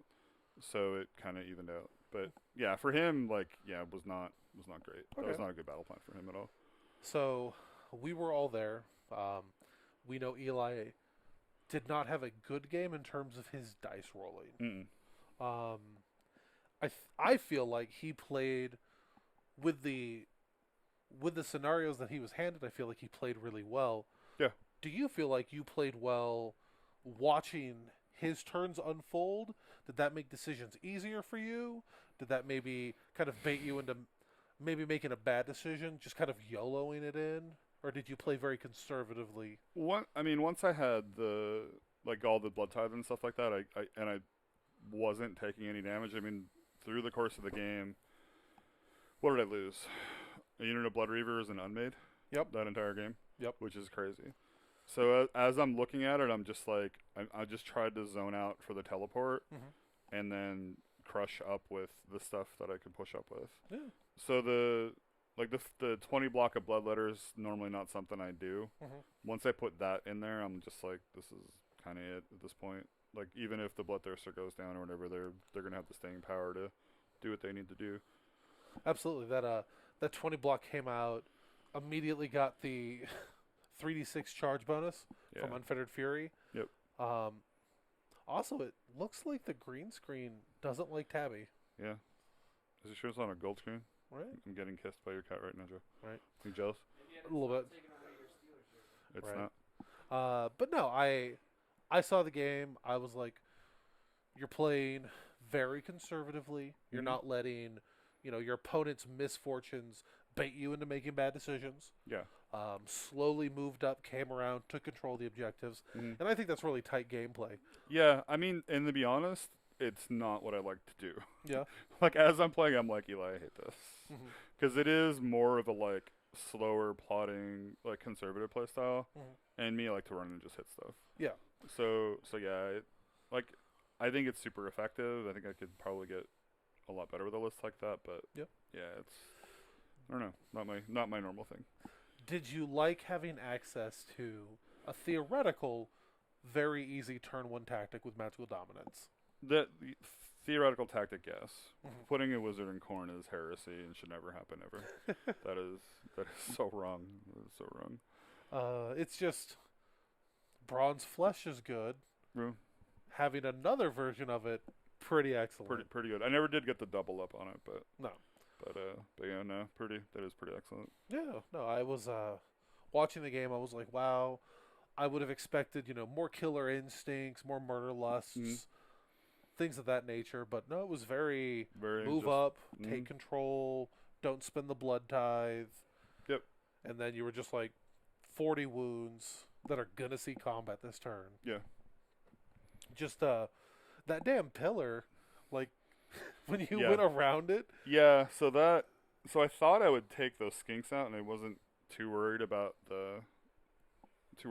But when he didn't have his rend and didn't kill them, I was like, yeah, this is gonna make this pile in a major pain. Yeah.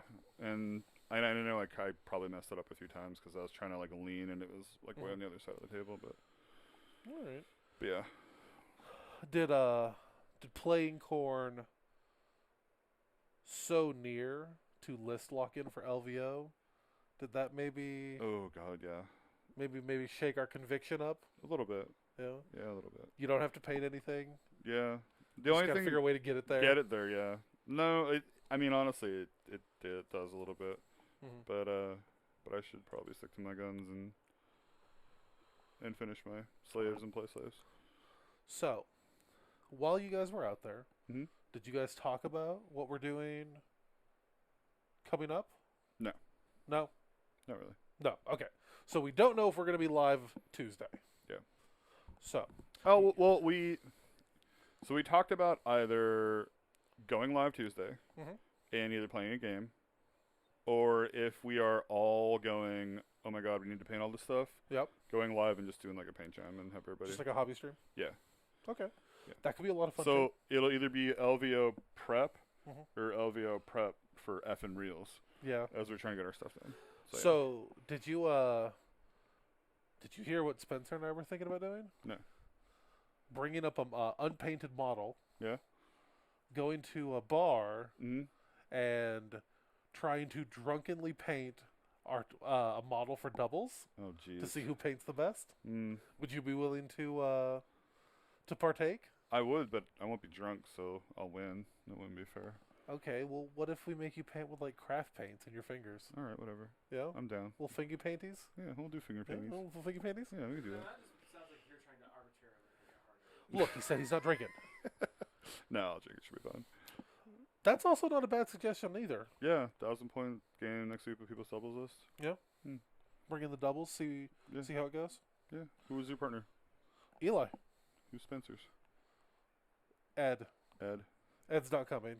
Ed is not coming. So I we mean, did, if we did your that, partner's it would be, right there. yeah. If we did that, it'd be me and Randy versus Yeah. you and Eli. That could definitely be something on the table.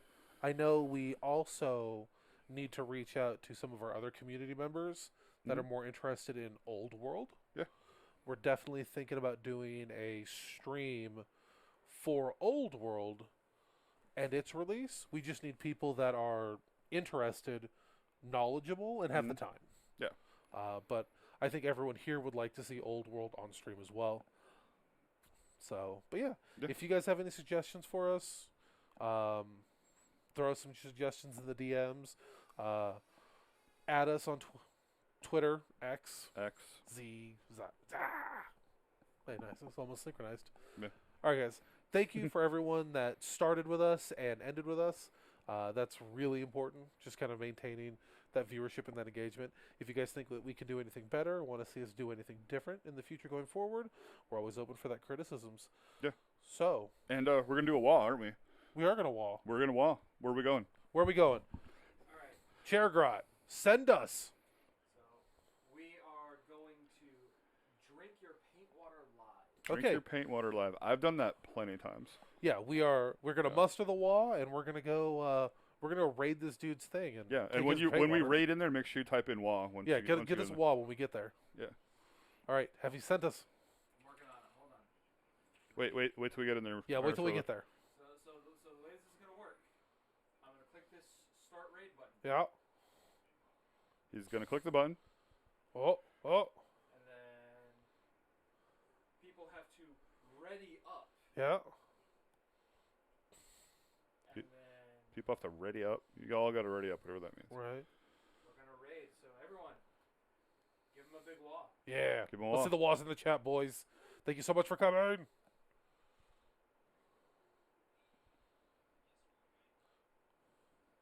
Give us a wall.